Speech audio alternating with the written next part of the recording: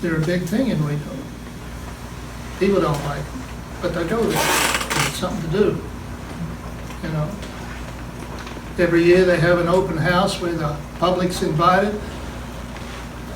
They're packed to the gills. You can barely get a parking spot. They go out there to listen to the music, see the people milking cows and, you know, barn raising or whatever. They spend several days putting this show on and people flock there. But a few years back, I worked at a health food store and my boss died and his wife decided to get rid of it, close it down. And all our customers were coming to me saying, well, where are we going to get our health foods? Where are we going to get good stuff, you know? And I said, well, Homestead Heritage has, you know, all kinds of flour, bread, and cheese, and candles. They make all that stuff. Oh, we wouldn't go out there. They're a cult. Well, you could go down to Locke, which is just a few miles south of here, where all the Mennonites and the Amish and that are.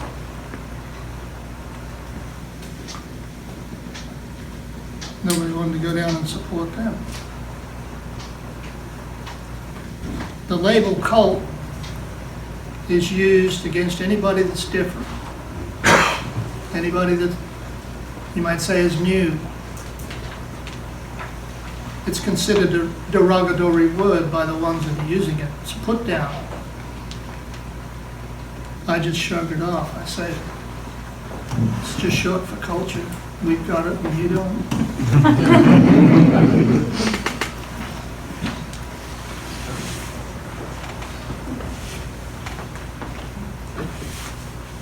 So, the years go by, and David's group that started at New Mount Carmel on the east side of town back in 1983, we moved off for a while because of some contention over the problem. We went to East Texas. Somebody else got on the property and was running it.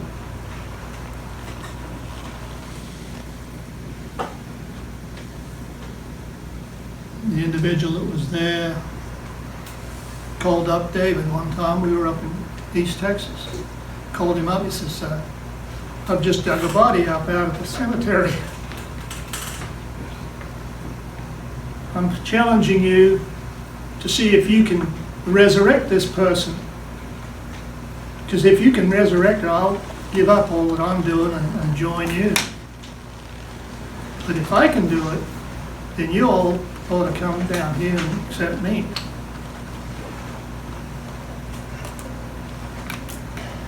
David went to the sheriff's department here in town. He says, isn't it a crime to dig up a cemetery or dig up a body? I says, yep.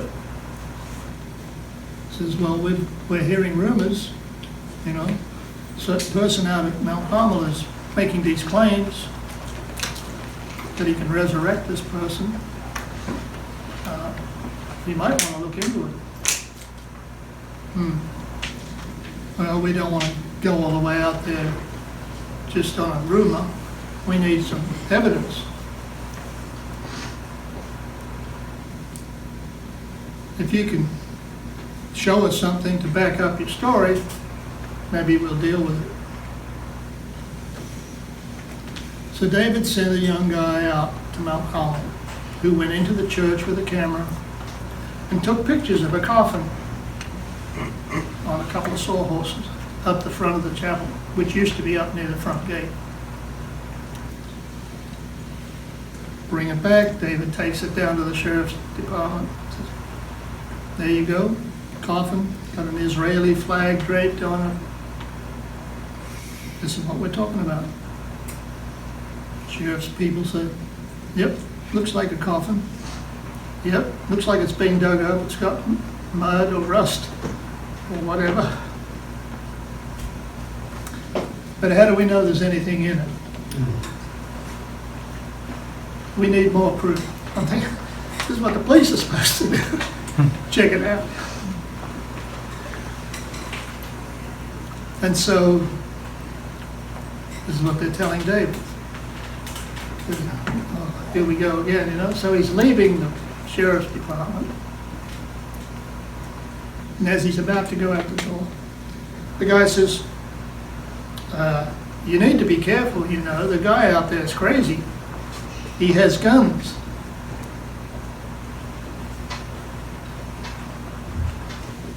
He says, if I was you, I'd get me some protection, which David did. Went down and bought a couple rifles, a couple shotguns maybe. When he goes out, he gets his father-in-law to drive him in a van with 8 guys. And his father-in-law pulls up in the middle of the night outside the front gate, lets them all get out, and drives off and leaves them. So these guys go into the ditch, you know, out on the outside of the fence. Okay, we're here to get pictures of whatever's in the coffin. So David sends the guy in with a camera and says, you got to get pictures of the inside, not just the box. After a while, this guy comes back and says, guess what? Coffin's not there. It's been moved. So everybody's going like, what do we do now? So they decide to walk around the perimeter of the property, not go on the property, but go all the way around. And way up in the back corner of the property was our dairy barn. They decided to stay in the dairy barn until daylight, when they would go looking for the coffin. If you all think this story is a bit far-fetched, you can ask Paul. He was there. I wasn't. I was in Hawaii. Lucky you. I was one of the last ones left in Hawaii when we came back. So they go, in the morning, they go down from house to house. They're looking to see if it's been put in a house or in a shed or whatever. Some of the houses had people living in them. And David told them to check the house. If it's empty, go in and see if there's any coffin in there. If there's people in it, say, look, we don't want any trouble. You know, we suggest you either leave the property or stay inside. And, you know, we don't want anybody to get hurt. Well, one guy made like he was leaving, I guess, and he drove all the way from the back of the property up to the house where George Roden was staying, who was the guy supposedly running the place. He said there's some guys walking down from the back. Some of them have got guns. George grabs an Uzi submachine gun, runs outside, and the first people he sees coming around the corner, he starts shooting at them. David said, I realized some of my people were going to get hurt. So he told them to all hunker down, and he came out, basically faced George, and when George saw him, he ran behind a tree. And so David kept shooting at the tree, just to keep, you know, make him keep his head down so nobody would get hurt.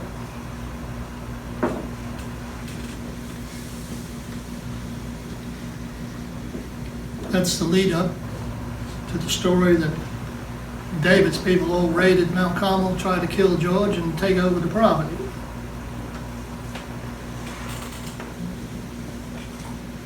Before it was over, they'd all been arrested, taken to jail.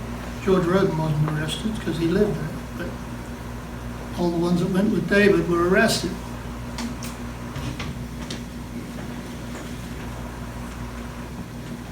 How many weeks were you in jail? Oh, you got out a little early, but Maybe 2 months. 2 months in jail.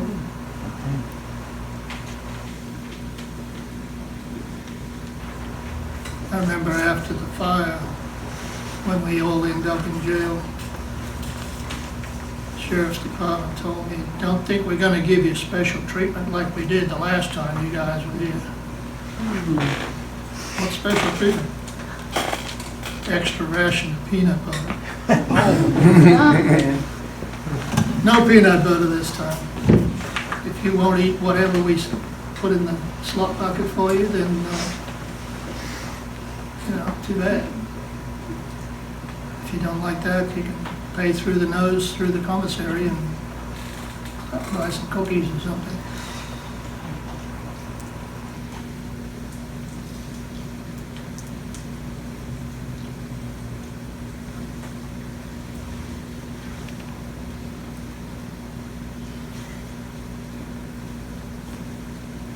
The Sheriff's Department here in town were pretty friendly towards David and the people that lived out at Mount Carmel. They had 2 sheriffs that regularly patrolled the back roads, as part of their route that they go through every day or every week or whatever. We had people that would come out and fish in our lakes. We had people come out and deal for car parts from David. Got along pretty good. We got along with our neighbors. The neighbor across the road, bring his kids over, watch movies, eat with us, listen to a Bible study. No problem.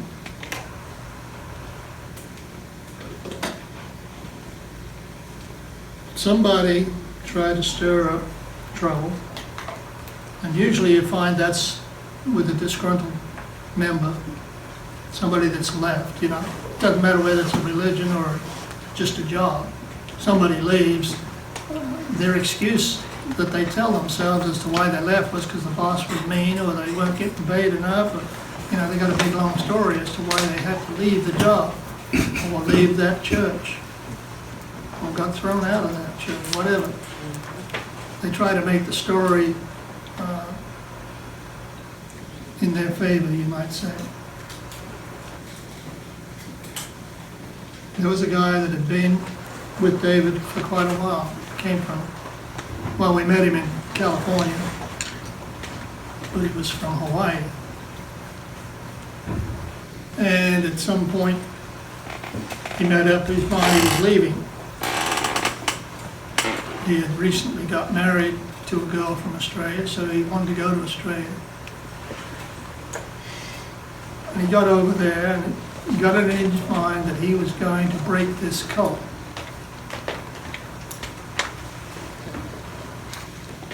He'd expose them. He'd tell all these horrifying stories about what went on and what David did or what David said or some of the other people. If you ever get a chance to meet this guy, take a good look. The guy is almost blind. I've seen him ride a bicycle out in California where he was hanging over the handlebars trying to find a white line on the road so he could, pedal his bicycle in broad daylight. He was legally blind. He could see a little bit, but not much. And yet he's testifying about all the things he saw. Oh, they've got guns. We maybe had 2 guns at the time that he was a member of this group. Because when we came back from East Texas in 1987, we got all kinds of threats. People were going to come out and shoot us up. People were upset that we'd interrupted their illegal activities out there. Probably George was renting houses to ex-convicts, people he'd met in jail. They would do it. Selling dope, making dope, selling pornography, all kinds of stuff. Now the Sheriff's Department knew very well who these people were. They didn't do anything about it, so we stood guard for quite a while at night in case somebody wanted to sneak in and do some shooting or whatever. But on the strength of that story, that we had guns, on the strength that we had a meth lab out there, which was untrue, the ATF put together a case that they were going to raid us, stop this illicit trafficking of methamphetamines.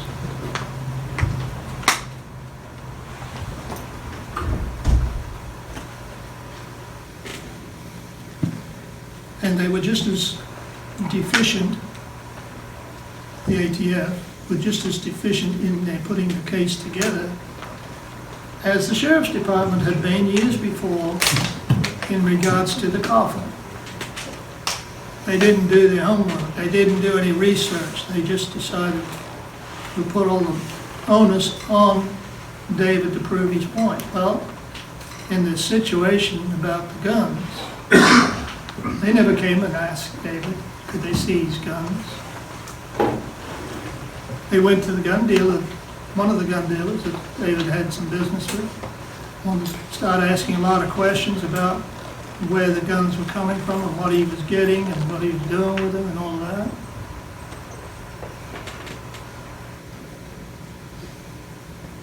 Two of the agents went to that gun dealer, and while they're fussing around and wanting to look through all his paperwork and all that, the guy calls David up on the phone. There's a couple of agents here asking about the guns you're buying. Asking me a lot of questions. Tell them to come on out, we'll show them what we got. They just about freaked out when the gun dealer told them that David had invited them to come look.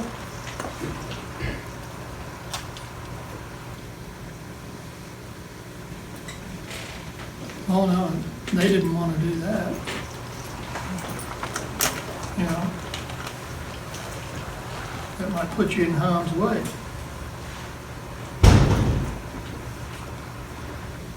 Now, the sheriffs used to come and visit all the time. We had people from Child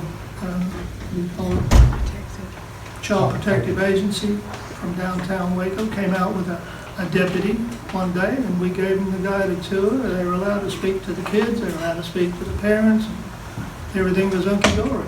There was no problem. They found nothing to, get excited about or to file charges against or make demands about. But not the ATF. The ATF wouldn't come out. They wouldn't approach David personally. So what they did was they went to a brand new federal judge here in Waco. I don't know whether it was his first day or his first week on the job or what, but they wanted him to sign some warrants.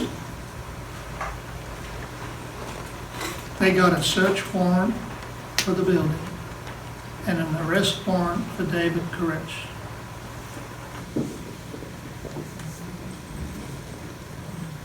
And on the strength of that, February 28, 1993, you have this army, 3 helicopters, 2 cattle trailers full of agents, about 75 or more agents, attack the property, come in guns blazing.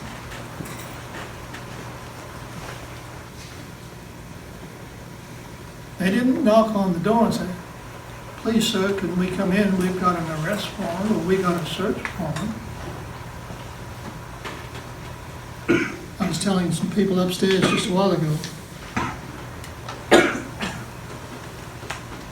The first cattle trailer that pulled up to the north end of the building, which is on the left if you're looking at the pictures.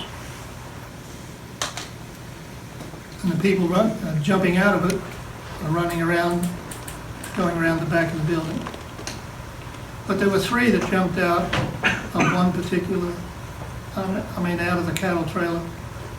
And I don't know where they were supposed to run to, but about the time they got out of the trailer, they heard shots. They were asked during our trial, where did you hear the shooting coming from? Oh, the front door area. Well, what did you think when you heard shots being fired? Oh, we thought it was our guys taking care of their dogs. Which they were shooting our dogs. Dogs weren't hurting them, but they didn't like them having their mouth open or barking or whatever.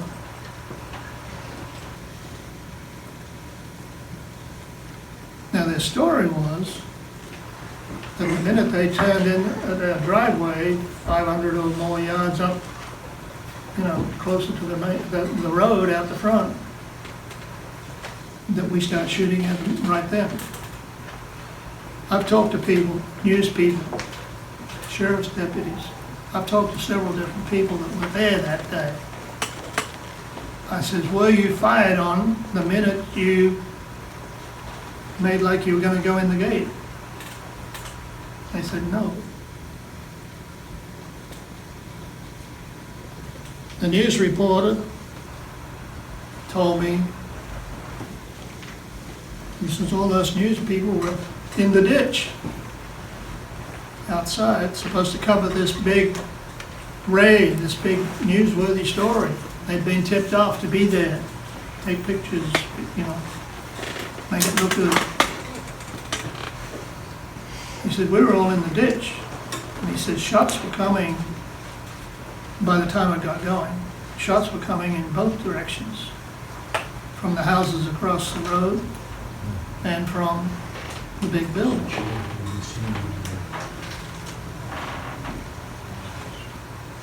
But it was not an ambush. They were all the way down the front door, shooting the dogs and shooting from the helicopters. They said, oh, somebody tipped us off. It was that stupid guy from the TV station that told David Jones that he was looking for Mel Carmel and asked directions, He tipped them off, and that they were all waiting for us when we got out there.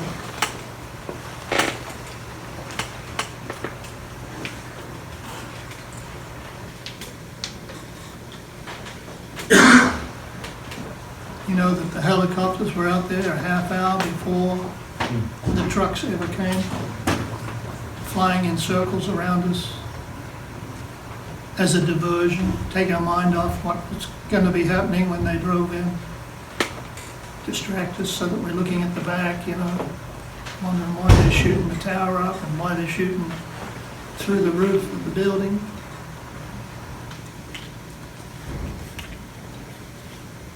People say over and over, why didn't you all just, when you heard they were coming, just go out and sit on the lawn, and nobody would have got hurt? Sounds logical, sounds like a fair question. Unless you had your eye from a historical standpoint on how law enforcement operates in this country and has done for hundreds of years. A lot of times they shoot first and ask questions later, or don't ask at all because you're dead and you can't answer them. We got things in the, stories on the news every day of black people being shot and they're unarmed. Kids with a toy.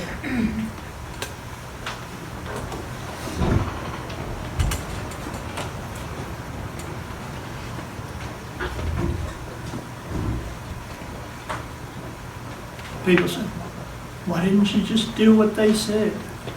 I said, quite honest, we didn't trust them.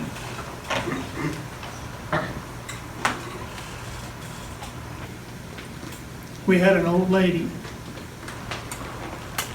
with bad feet, bad ankles. David told her she needed to go out. This was during the siege. He said, you need medical attention. They're willing to take you to a doctor or take you to the hospital. She was crying, I don't want to go, I want to stay. But he finally prevailed and said, you need to go out. By the time she actually went out the front door, the tank was somewhere in the vicinity and they're screaming at her, get down on the ground. This woman's in her 80s. Get down on the ground, take your coat off, start stripping sort of thing.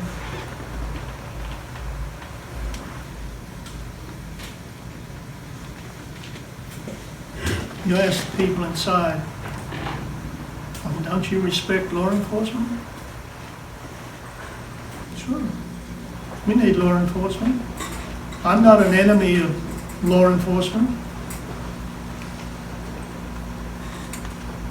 I told somebody the other day, I says, not once can I remember any of the survivors or any of the people that died in it ever wanting revenge for what was going on.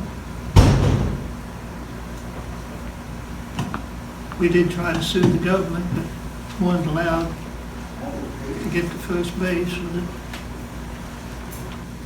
Not because we wanted to get rich off of them, but, since we weren't allowed to put a defense case on during our criminal trial, we had a civil trial, hoping that the truth would come out, and the judge wouldn't allow it. Made a ruling before it ever started. You can't talk about anything but February 28th and April 19th. You can't say a word about anything that happened in between, or what led up to it, or what's been said and done afterwards. So we knew right off the bat. Of course, we had the same judge that had been prejudiced in the criminal trial, so we didn't get a fair shake. The survivors got no help from the government. Even the little so-called innocent kids. The government did not believe you were all innocent. We've got some survivors that were children 26 years ago in the room. The government did not believe you were innocent children. In their mind, your parents were snakes, and big snakes have little snakes, and you'll grow up to be big snakes, so, kill them all and let God sort them out in the judgment or whatever. That's the attitude. Now, I'm not putting individual officers down. I'm not putting down even the institutions. But somebody makes those kind of decisions when they go in and smash your door in, drag you off, humiliate you, all that kind of stuff. I said to my lawyer at the end of the trial, we had a trial that went on for 7.5 weeks, I think it was, after we'd been in jail for almost a year. I said, is there any way of getting paid for losing a year's wages? No. They tell you, America's different to Europe, France. You're guilty until proven innocent. It's supposed to be the other way around here. You're innocent until proven guilty. But you're treated like you're guilty. When they first put me in jail down here in McLennan County, I said, would you mind if I mowed the lawn around the jail? You can't mow the lawn. I says, why not? They said, federal prisoners cannot be trustees. You can't walk around the halls and cut hair like some of them do. You know, you can't serve the food. You can't do anything. You're locked up. You're a federal prisoner. You couldn't go anywhere without a guard, without being chained up.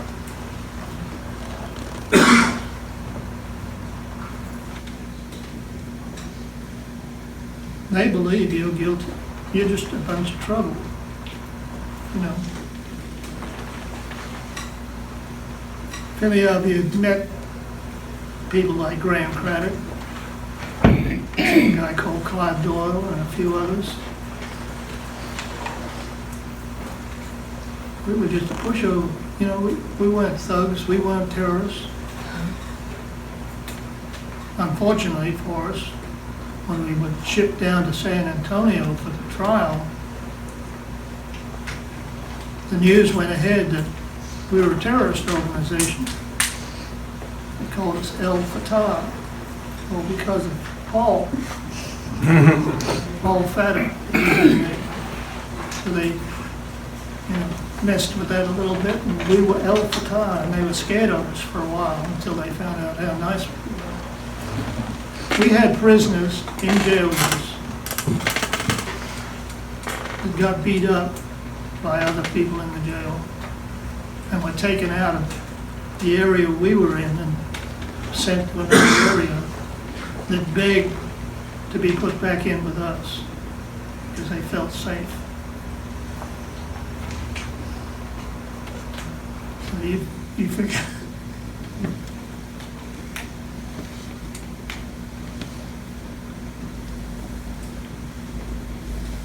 I could go on all day as long as my voice held up, but I'm going to ask Kathy Wessinger if she could come forward. She wanted to say a few words, and then I'm going to let Paul and David Thibodeau and any of the other survivors that are here, if they want to say something, to come and participate. That way you're not listening to me all the time. Come up here to the mic, it's not working. It's not a mic. I'll project. It's just an announcement. I'm a professor. I'm Catherine Wessinger. I'm a professor over at Loyola University of New Orleans, and I've been engaged in an oral history project with the Branch Davidian survivors for a long time, and you know, I interviewed Sheila and Clive and Bonnie and also Catherine Madison while she was alive. And for Catherine, I produced transcripts, which of course she rewrote, being Catherine. So she rewrote them completely, but then I put them in the Texas collection at Baylor University. But for Clive and Sheila and Bonnie, I edited the transcripts to make autobiographies for them. Matt Whitmer, Clive had so much to say, 31 audio tapes. So Matt Whitmer helped me copy edit those transcripts, or correct the transcripts, and then edit them to make an autobiography for Clive. Those three autobiographies are in their own words. You know, they had the final say-so about what was published, and so it truly is, they truly are their autobiographies. So I can't do that for everyone. It was raised recently that I should be interviewing other people, so that's what I'm undertaking to do. So my oral history project is taking a new phase. I'll be recording interviews with Branch Davidian survivors using my phone, my iPhone. And so I'm interested in interviewing survivors, relatives of survivors, friends of survivors, or even, and also friends of people, of Branch Davidians, way back when, before '93. And so I'll be around today, tomorrow.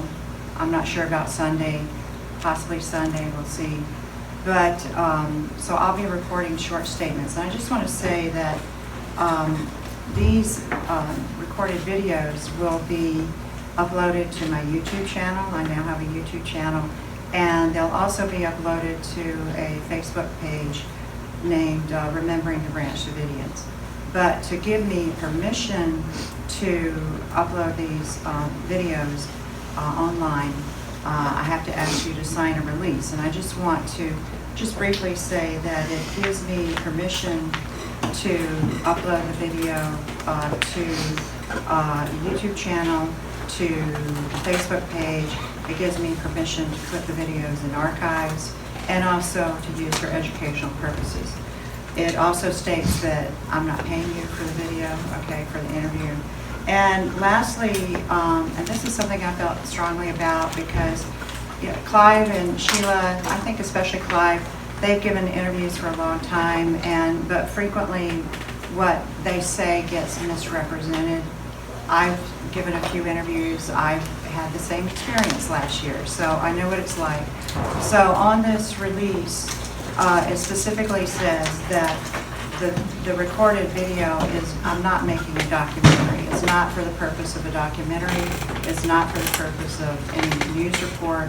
And so anybody comes along who's making a documentary or who wants to use it in a news report, they have to get in touch with the person interviewed and ask for permission to use it. And if the person I interviewed is deceased, they need to get permission from their heirs. So it states this is not for a documentary purpose. So I can leave some of the releases here on the table. You can talk to me later, and if you like, and we can set something up. So thanks.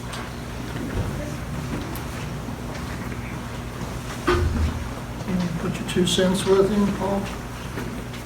Just 2 cents? Well, since you don't come every year, maybe you can have 3 cents.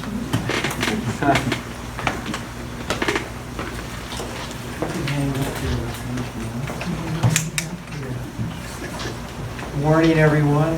Good morning. My name's Paul Fata. I was part of the Branch Davidians. I came a little later than Clive. He's been around for a while. He's a dinosaur. So my connection to the Davidians, I lived in Hawaii. I had a business there. I was a member of the Seventh-day Adventist Church, and I went to a prayer meeting one Friday night, and there was a gentleman that he was talking about there named Mark Bro. He was giving a Bible study, and some of the elders didn't like what he was presenting at the time. So you got to look, it's a church situation. There's probably about maybe 30 people there. Well, they stopped him. They said, hey, you can't talk about this in here, which really bothered me because I was like, this is censorship. He should be able to speak his mind even if he's not right. At least he has a right to say what he wants to say. So they ended the meeting, and at that point, I went to the person that was given. I said, hey, I apologize for the way they treated you. And I told the people, whoever wants to continue this Bible study, you can come to my house, which I didn't live too far away. So that was how this whole connection for me, ended up. You remember that. So from there, there was a series of studies. Well, there was a group studying at my house. I was not involved in it. I had 2 roommates. They were more involved than I was. And then eventually I started listening, and I was like, oh, this is pretty interesting. It's different. And So you guys know Steve Schneider, he was coming to the meetings, Steve, Judy. Steve was a close friend of mine back in Hawaii. A lot of the people that passed at Mount Carmel were friends of mine in Hawaii prior to the message. So I talked to Steve and I was like, hey, this is pretty interesting. Where's he getting all this information? And then we confronted Mark, found out that he got it from David. So we bought plane tickets and we flew from Hawaii to California. And on it went. So in 1987, I left Hawaii, came to California, and then we ended up in Palestine. And yes, I was part of the group that went in to get pictures of the casket. And we ended up, Clive told the story perfectly. Everything he said was true. We did get arrested, and one thing I remember when they took us into the Sally Port over here in Waco, they said the sheriff, the head one, came in and said, hey, I appreciate that you guys were respectful to my men, but I remember him saying, but you guys cannot do this in America. That's what he told us. But what he didn't tell you was we were acting upon the advice that they gave us, but I think they didn't think we were going to go through with it. So that was in '87. Eventually, we moved on to the property, right? And we started renovating, rebuilding it, and then I think I was there off and on from '87 till '93. The day of the raid was February 28th. I was actually 100 miles away. I was in Austin, Texas at a gun show. Steve Schneider had been with me the couple days before, and for some reason that day, Sunday, I think, was it a Sunday or Saturday? Sunday. It was a Sunday. I took my son with me that day, and I was in Austin, Texas, and was unaware of what took place. You know, it just came back. The perimeter was closed. You know, I didn't know the reason why. So then I started calling out to the property, and then I called, I think it was Marybelle. And she's the one that told me that there was a shootout and people were, injured, killed. I was like in shock. And so I called the sheriff's department, told them who I was. They were like, hey, they were actually apologetic. They said the feds came in, they took over, we have nothing to do with this. And they said, you're not wanted for anything. And basically I got a motel in Waco outside the property and just kind of watched everything unfold. And eventually, because of the disinformation that the FBI was giving to the media, I contacted the New York Times, the LA Times, and I was like, hey, I want to give our side of the story that I knew. And so I was contacted by the New York Times. I started doing interviews. At that time, there was like so much media here in the city. It was pretty crazy. So I started countering what the FBI was saying. Eventually, they wanted me to, requested that I would help in the negotiations to get my friends to come out. And I was like, I told them I think they're well equipped to do their own negotiating. There's nothing I can say. But then the Texas Rangers wanted me for questioning. They were trying to put blame on why the element of surprise was lost in the raid. And they wanted to find out whose who was responsible for that. And because I was on the outside, they thought that I called and warned them that there was going to be a raid, which was totally untrue. I didn't even know it was going to take place. So within 2 weeks of the standoff, then I had a warrant for my arrest because I wouldn't cooperate with them, and I was talking to the media. And so I had my son with me. His mother lived in Las Vegas. So I said, hey, I'm going to take you, drop you off. And in the interim, when I was in Vegas, my son was on TV and said, hey, Dad, we're on America's Most Wanted, armed and dangerous. But a few days before that, they were requesting that I would be helping out in the negotiations. Now I'm on America's Most Wanted, just within a few days. So, I was like, yeah, this is pretty serious. So armed and dangerous, so now I know they're looking for me. So I told my son, at the time he was 14, I was like, either I'm going to drop you off at your mother's, which I know that there's going to be law enforcement, or we can have another plan. It's a long story. I ended up in Coeur d'Alene, Idaho. There were these people, I don't want to call them Christian patriots, people I didn't know that were wanting to help strangers. They were like, do not turn yourself in, we're going to help you, what do you need? And so that was still the standoff was still on. I was communicating with the media, and eventually when the fire took place, I flew from Spokane to Houston, Texas, and that's where I turned myself in to the Texas Rangers. To this day, I've never spoke to an FBI agent, never cooperated, never spoke to FBI, never spoke to ATF, only the Texas Rangers. So,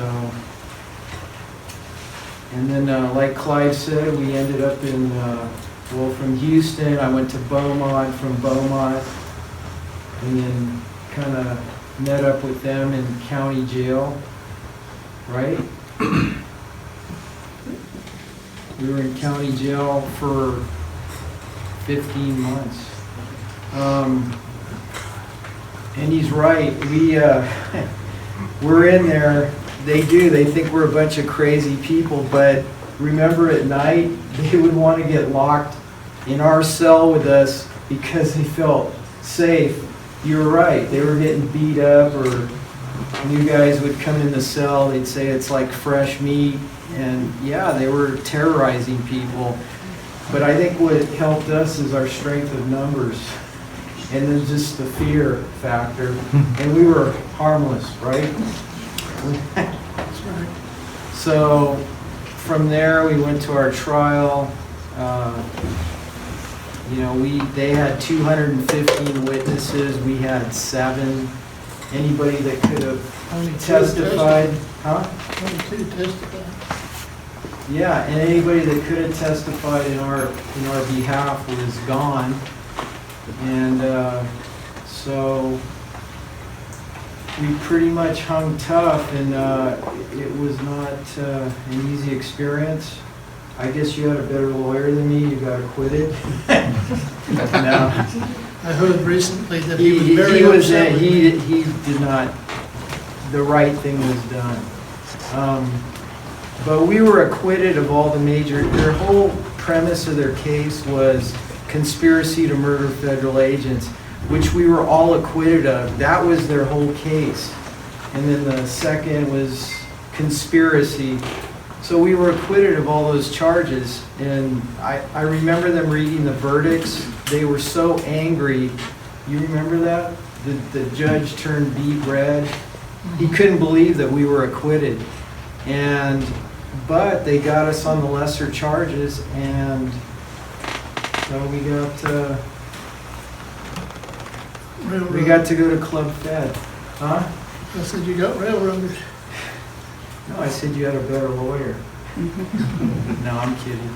I actually got a letter from the head juror when I was in Well, I'll tell you, first, we were 15 months in county dungeons. You don't want to go to a county jail in Texas. It is the worst. It's concrete and metal, and it's cold, right? But we were sent to El Reno, which is a federal, it's where they process you before they send you off to the prisons you're going to go to.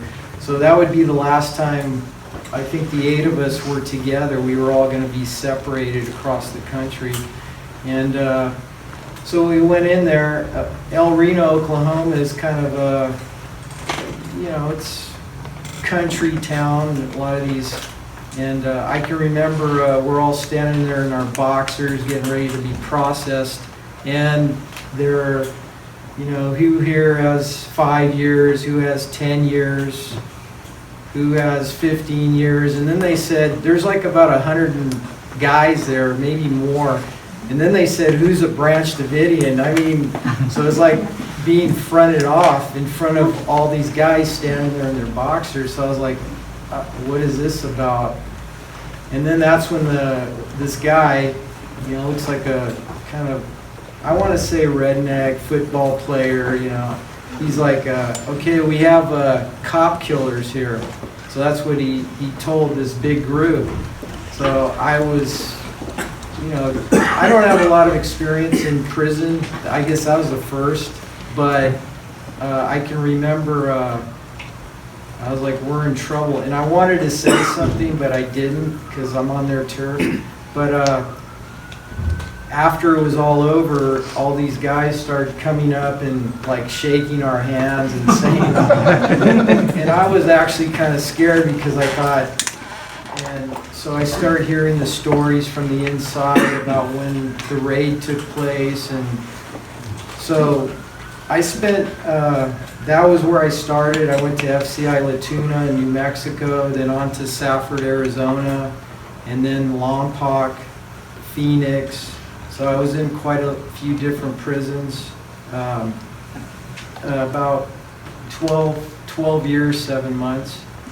I wouldn't recommend it. It's not a great experience, but it is what it is, and I got through it. But throughout that experience, I can remember I was at one prison. I was approached by these Hell's Angels. And I'm not a big guy, I'm not, you know, but they wanted, they're like, hey, you're a Branch Davidian, we want you to tell us the story. So I met him out by the softball field, and you can imagine all these guys, muscles, shaved heads, tattoos, sitting there like a bunch of kids wanting a story.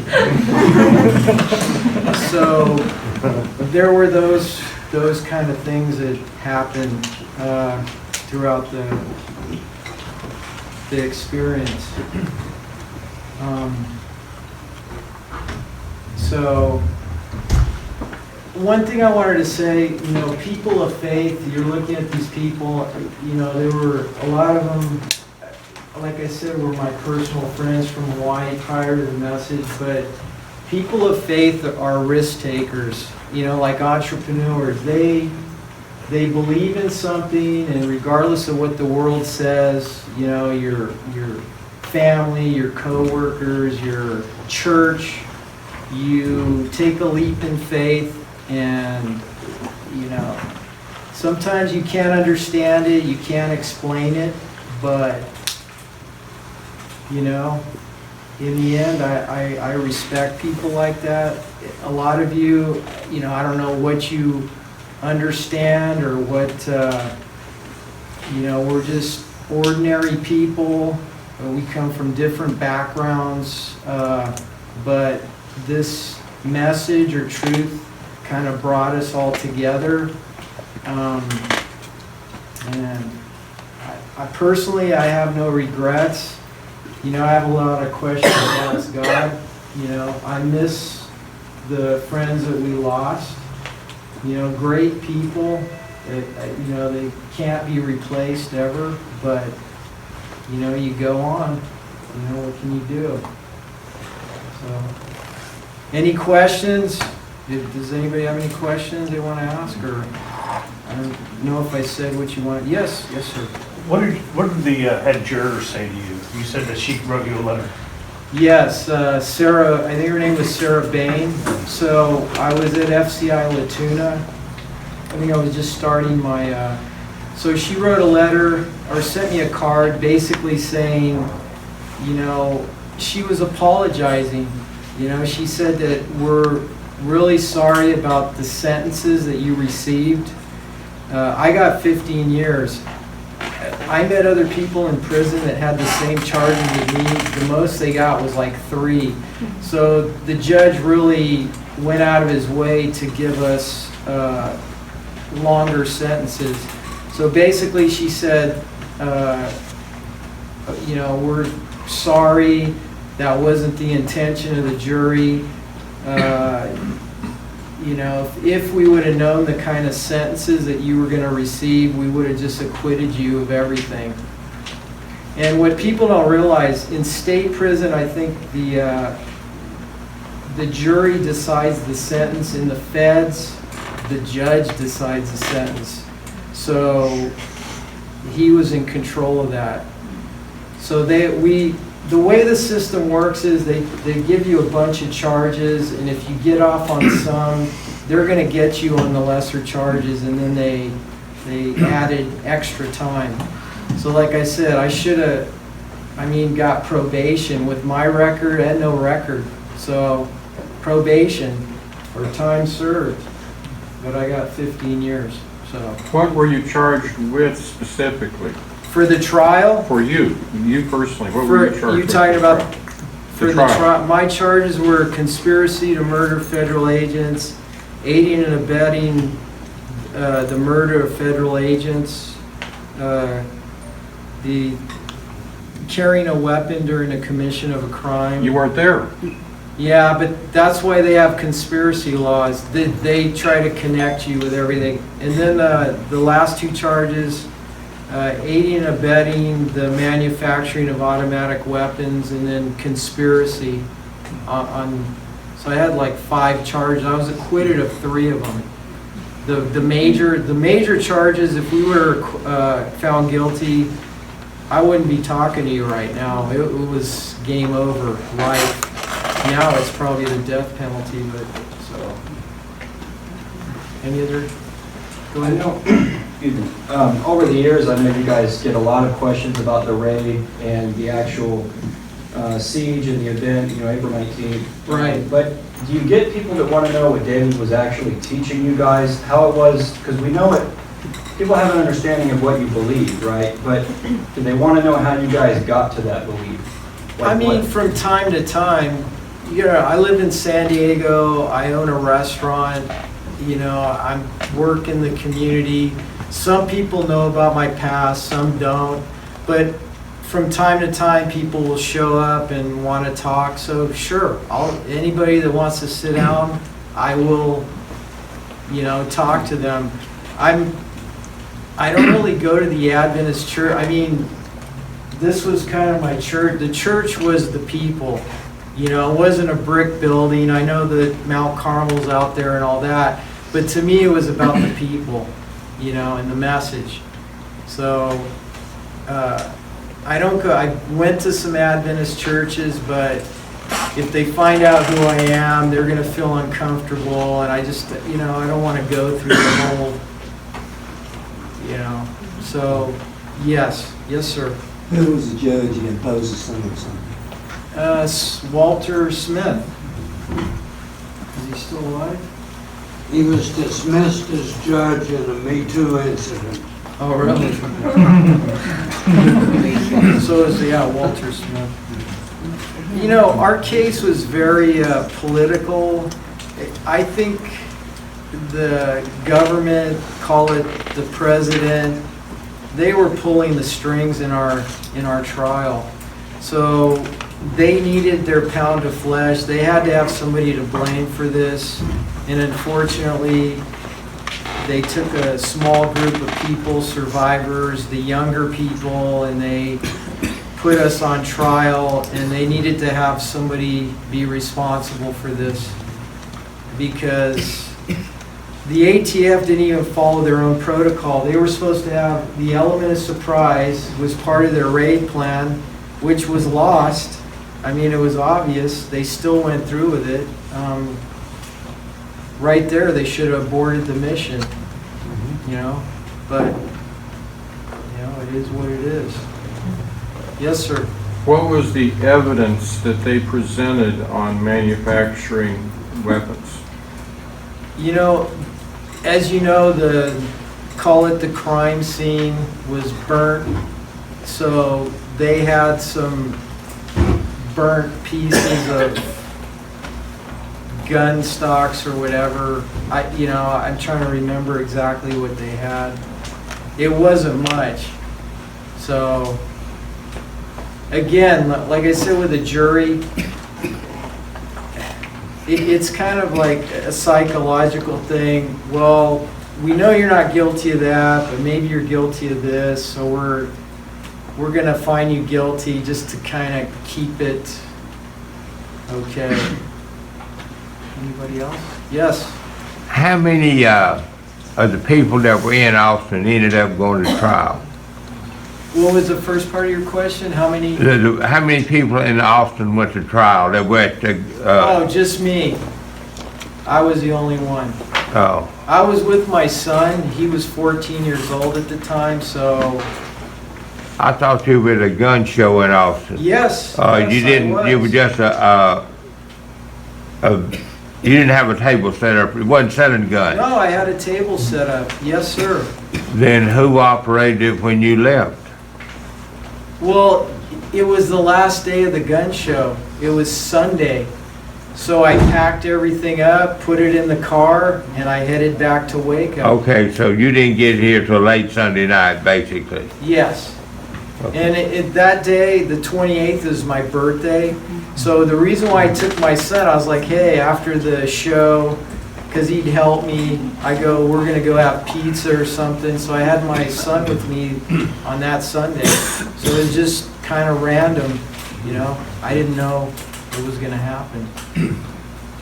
What kind of guns did you have at Mount Carmel, and what were you selling at the gun show? As far as, are we talking 223? Are we talking 308? You know, believe it or not, I was at a gun show, and I'm going to tell you right now, I'm not a gun expert. I mean, I come from a family of entrepreneurs. I know a lot about running businesses, and I kind of just was learning about that. But I can say there was AK-47s, AR-15s, maybe Rugers, you know, some other random type. We had a friend, his name was Henry McMahon. It was a gun dealer, and he was friends with David. And this is back when I think Clinton got into office, and they were going to ban weapons, and he was like encouraging, he was like saying, hey, you should buy a lot of these guns because their value is going to double or triple, which really happened. So those were some of the type of firearms that we had. The reason I was asking is after the fire, they made this presentation photo where they have all these weapons set up, and those all look like 308s. Looks like fairly larger caliber guns. It's possible, you know. I was wondering whether those were actually yours, whether they belong there at Mount Carmel, or whether they just brought those in. Because they didn't look like they were really It's possible. I mean, I disappointed a lot of people because I'm not a gun expert, so Anybody else have a, yes, sir? Were any of those automatics, not semi-automatic? Look, at the time, the arrest warrant was, that this whole premise for this raid was over gun parts. I don't even know if they're legal anymore, these Hellfire things that you put on the trigger that can make a gun fire more than one bullet. When I was on Mount Carmel, I hardly ever fired a gun, and I've never fired an automatic weapon ever in my life. Now, Was it there? Was it converted during the siege? I don't know to answer that question. Would you have ever sold an automatic weapon at a gun show? Never, never. Never bought one, never sold one, ever. Anybody else? Yes, sir. I had heard the final attack on the branch Davidians, you guys, a radio broadcast, about 20 to 30 Davidians had exited the building. Then after that one radio report, I heard nothing. I was covering it during the shows at the time. And then later we find out that about, I don't know, 20, 27 were shot in the back, the kitchen side. And that's where the ATF had machine gun sniper nest. But then, of course, the ATF and FBI sealed off the area, and it looked like the bodies were bulldozed back in. Well, Any information on that? I was not physically on the scene. He's the one that can answer that question, because was that Jimmy Riddle? Is that where that happened out in the back? No, I'm talking about right at the collusion 19. of the fire. When the fire was raging, I'd heard specifically that 20 to 30 had escaped the east side, which is the kitchen side. I don't think so. If you ever listen to the news about any catastrophe, they never get the numbers right on the first reporting. As the day goes on, they change their story, over and over. Well, I thought it might be true because nobody, after that, they reported it once, nobody reported it again, and then there were about that many bodies discovered. I heard reports that people did try to come out the back, out of the cafeteria area. And one report I had, this guy claimed to be up in the sniper position up at the dairy. Said he actually saw it. He said a woman came out with 2 young girls and they shot at her and she ran back in. Jimmy Riddle came out, from what I hear. The report from the dairy was there's a man come out with a backpack on. And he's making his way between the swimming pool and the gymnasium. Next thing, they said, oh, he's fallen down.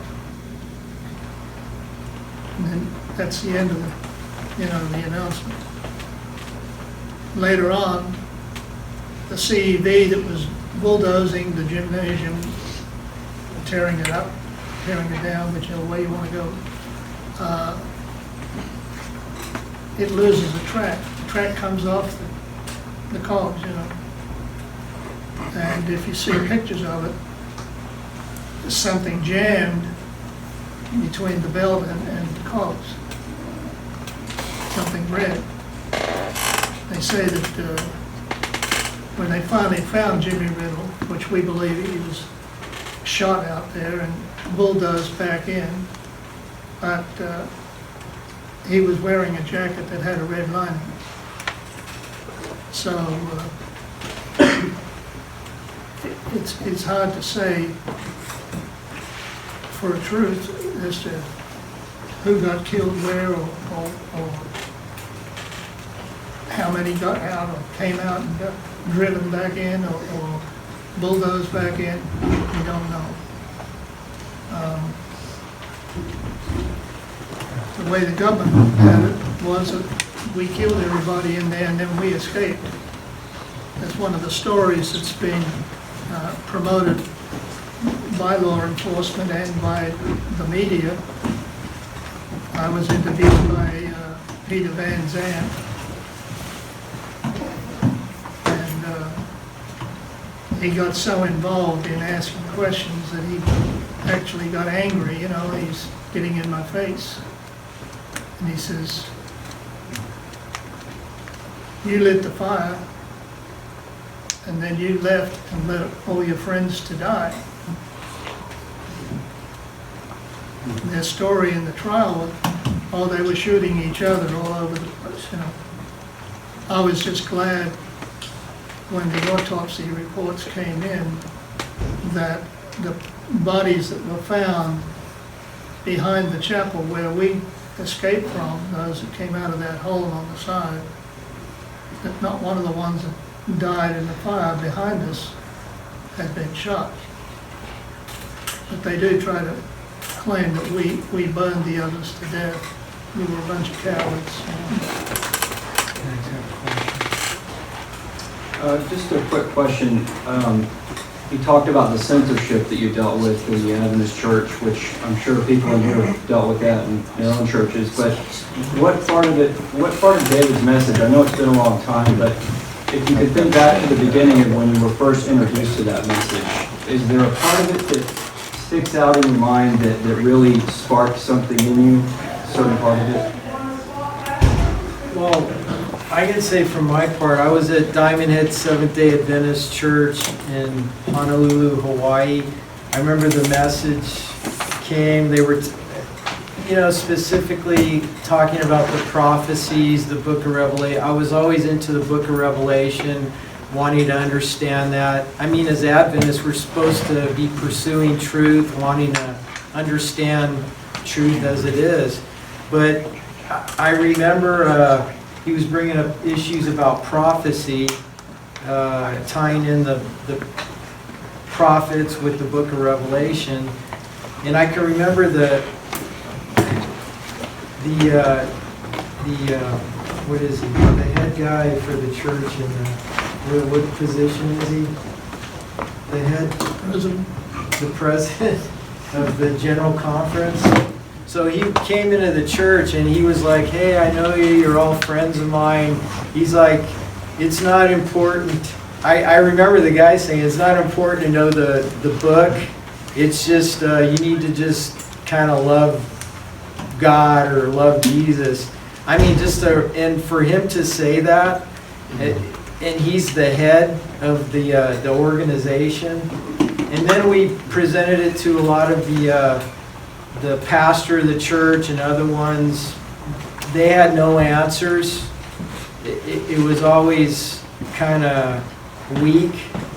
So what happened is a lot of us, people that have passed where we were members of the Diamond Head Church, we had to go before the church, and they had what's that called when you go before your congregation? Inquisition. Excommunicate, I don't know what you call it. So we had to go there, and it was like thumbs up or thumbs down, and we all got kicked out of church.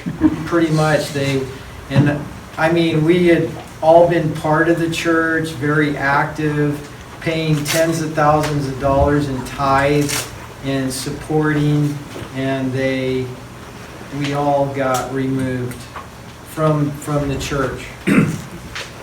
So, yes, sir. My question's about the destruction of evidence after how the FBI... You're right. I was just talking about that. So a key piece of evidence was the front door. Right. Disappeared. Because they scraped could you comment on how they scraped the ground? Because when we rebuilt the church, we filled up coffee cans full of spent rounds, and I mean, they were just everywhere. And if you could comment on that, please. Well, I was in prison during the rebuild, Oh, okay. so I'm not going to be able to. These guys were Yeah, time out. 13 years I was gone. Get up here, Dave. You sure? Yeah, come on up. I'm recording this, by the way. Good job, Paul, by the way. No, I just telling it like it is. Over here to the mic. Speak. What was the question? What? Destruction of evidence. The destruction of evidence. Oh, I got rid of all the- What's the question? There was a lot of destruction of evidence. I mean, the front door that was missing, obviously, that's the big one. Had all the bullet holes coming from the outside in. The two attorneys, Dick DeGuerin and Jack Zimmerman, came in and they saw evidence of that. The place burning to the ground really was the best lack of evidence the government could have hoped for, because we have bullet holes in the ceiling, bullet holes in the water tanks. That one of them went through the water tank and killed Winston Blake in one of the rooms there. So that's a ton of evidence that really would not have served the government very well. The place burning, in my mind, is the best thing the government could have hoped for. A couple of the other things that I think are really interesting, they said for years and years that there were no pyrotechnic devices used at Mount Carmel. That was the people inside. Everyone still thinks, well, maybe not in this room, but a lot of people still think that the Davidians inside there set that fire. It's just simply not true.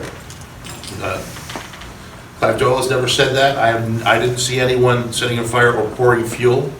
All those, when you hear the tapes where people are saying spread some here, put some here, those tapes, they claim were at 6 a.m.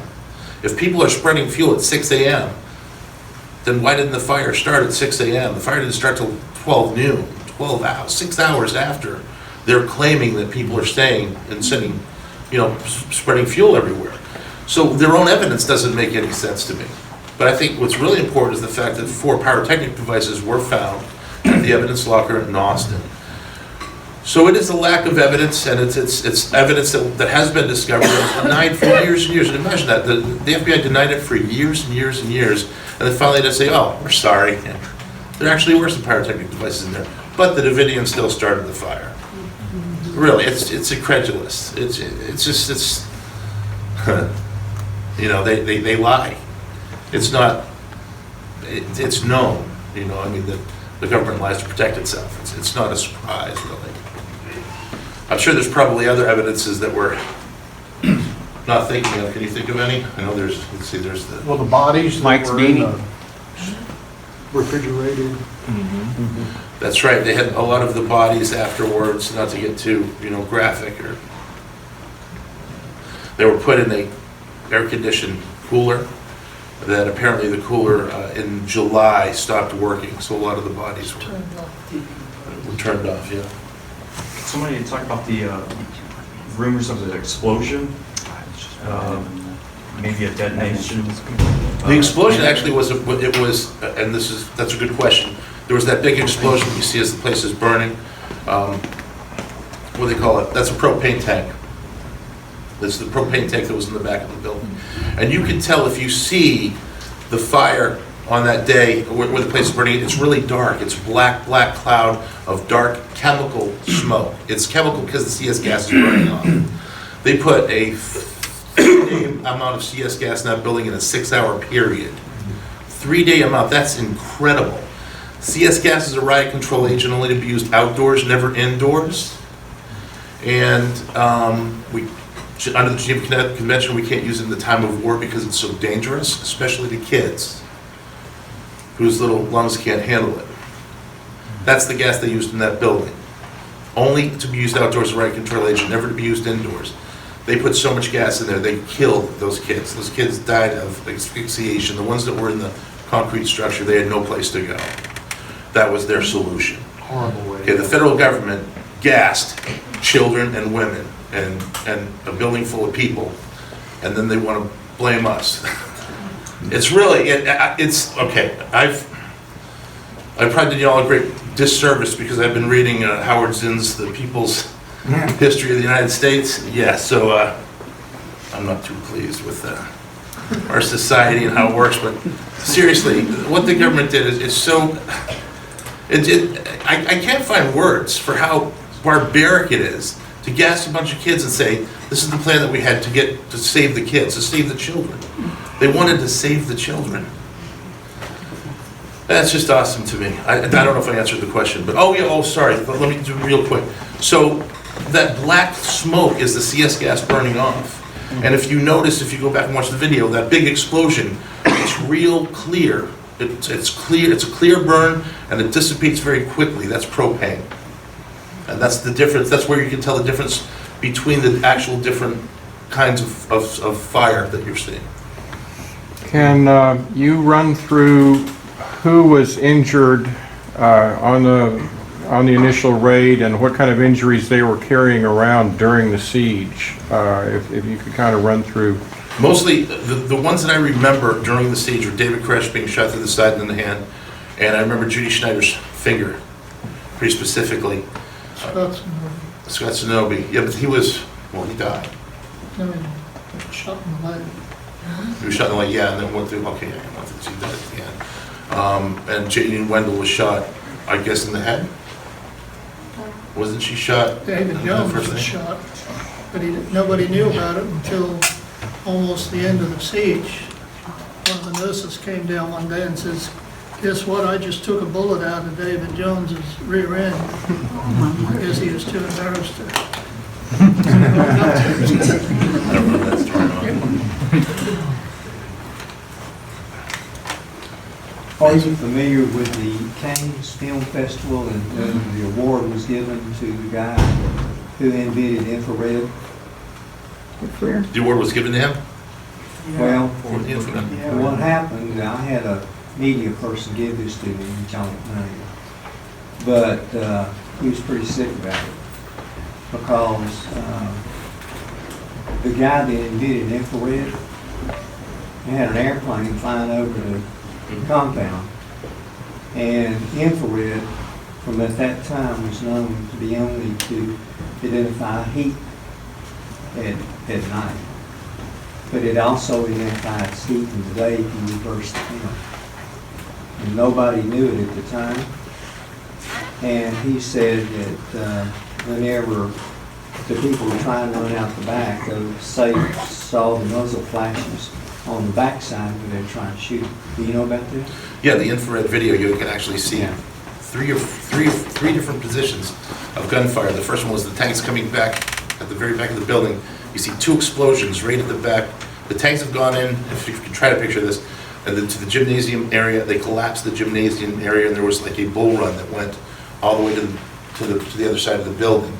You see two bright flashes there on that infrared, and then you see from the tanks a burst of gunfire. And the thought is that could be them shooting at Jimmy Riddle. And then later on, as the fire is burning, this is before the fire, and then as the fire is burning, you see fully automatic weapons fire from two different tank positions outside of the tanks. So it's someone that is near the tank firing into the building. There's a lot of apparently questions about the infrared. I don't know. To me, I see the infrared as very clear what happened. We have some autopsy reports of people being shot with bullet wounds in the center of their head and the center of their chest. You don't kill yourself that way. Pirwani's crew actually said that they thought this was more of a homicide than a mass suicide. And I've always agreed with that. What bothered me for years, okay, here we go. Preach it. What bothered me for years, it still bothers me greatly, is when I was piecing, I'd gone through the experience, but being there is one thing. Then looking at everything outside of you is a totally different story. So I'm very comfortable telling my story of what happened to me, and I can live with myself, that's what happened to me. All the other stuff, the external stuff, is equally as important, but if you don't see it, it's kind of hard to believe. Like, I didn't want to believe my government shot my friends trying to escape the building. There's a part of me that said, okay, you know what? They screwed up really bad, and maybe some bad decisions were made on both sides during the siege, absolutely, but they wouldn't kill people trying to escape. I could see my friends maybe dying as martyrs and being scared to go out there. I was scared to leave. I exited at the last second when the wall behind me caught fire and I could hear my hair singeing. And the only reason I left is because I didn't want to burn to death. But I swear to God, I exited that building thinking they were going to shoot me because of the 51 days, because of the helicopters buzzing the building. You know, for months after, I would hear a helicopter and I would be on the ground under my bed. That's being back in Maine. So that's how, the helicopters is what affected me the most, and I didn't realize that till much later. So I went through whatever PTSD, we didn't, you know, wasn't really a name for it back then, But what really happened, what really made me angry, was I had these autopsy reports. There was like 14, 15 of them. Bullet wounds to the head, bullet wounds to the chest. How does that happen? How does that happen? 15 times. How does that happen? Where are these people? I mean, how did that happen? But I didn't think about it. Then William Gazecki and Mike McNulty, when they were doing the Waco, the Rules of Engagement, which is the document that really turned a lot of heads. One of the things that started, and I want to take a moment because I'm getting a little excited here. I wanted to start with acknowledgements. I want to acknowledge you, Dick Rivas, for Ashes of Waco.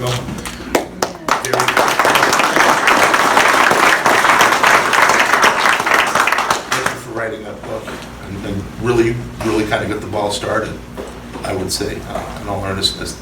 Kathy, thank you for everything. Kathy Wessinger. She's written some more. Thank you guys, with all the authors. James Tabor, Phil Arnold, who aren't here. I'd like to thank them.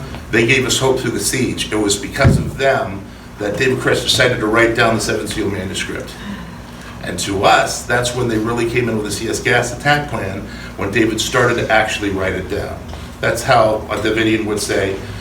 See, a lot of people say they try to get the government conspiracy stuff. We look at it kind of more spiritual.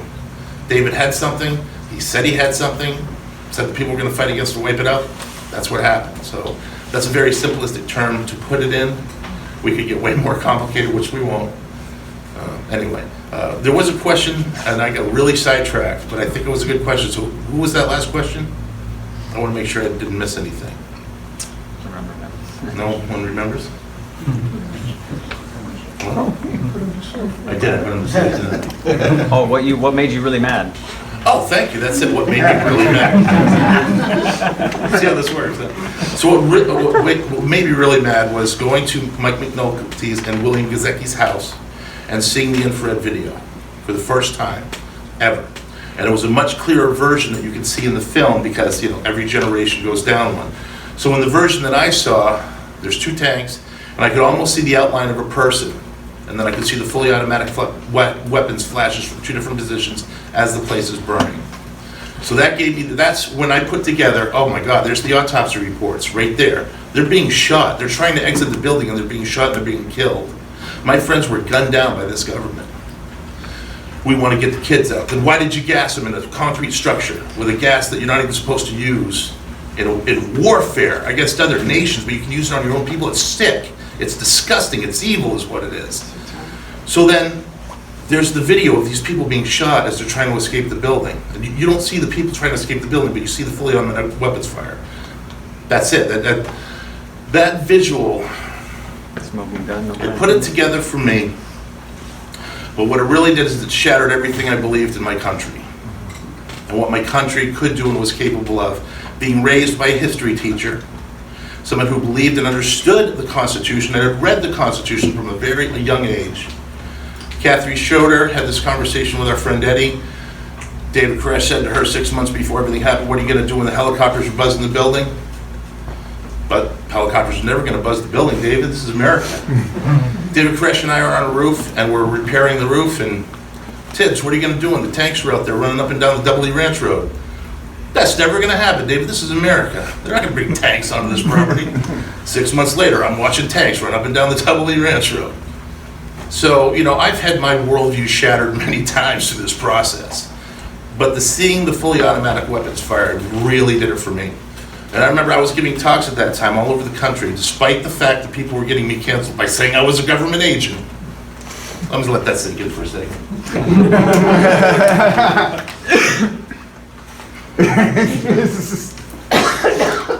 People have said I'm a government agent. They got me canceled on some talks that I had initially scheduled after this. And I'm listening to Rage Against the Machine every day, just trying to get the courage up to talk to an audience every day for 6 months, seriously. So I had a very bad experience starting off. Anyway, I got pretty good. I started talking to groups. All of a sudden, the groups are 200, 300, 400, 500, 600, 700. Now I'm doing preparedness expos all over the country. And then I saw the infrared video. And I asked them if I could borrow the infrared for my next talk, which was, I think it was like 600 or 700 people at a preparedness expo. And I was showing it on the screen. I was giving my talk. I had my little laser pointer, and I'm pointing to where the fully automatic weapons fire was. And I'm yelling, and I'm screaming. And I'm like, they're killing him. Can't you see what's going on here? I'm just out of control. And I didn't realize this until I got back to my table and I was signing books for people.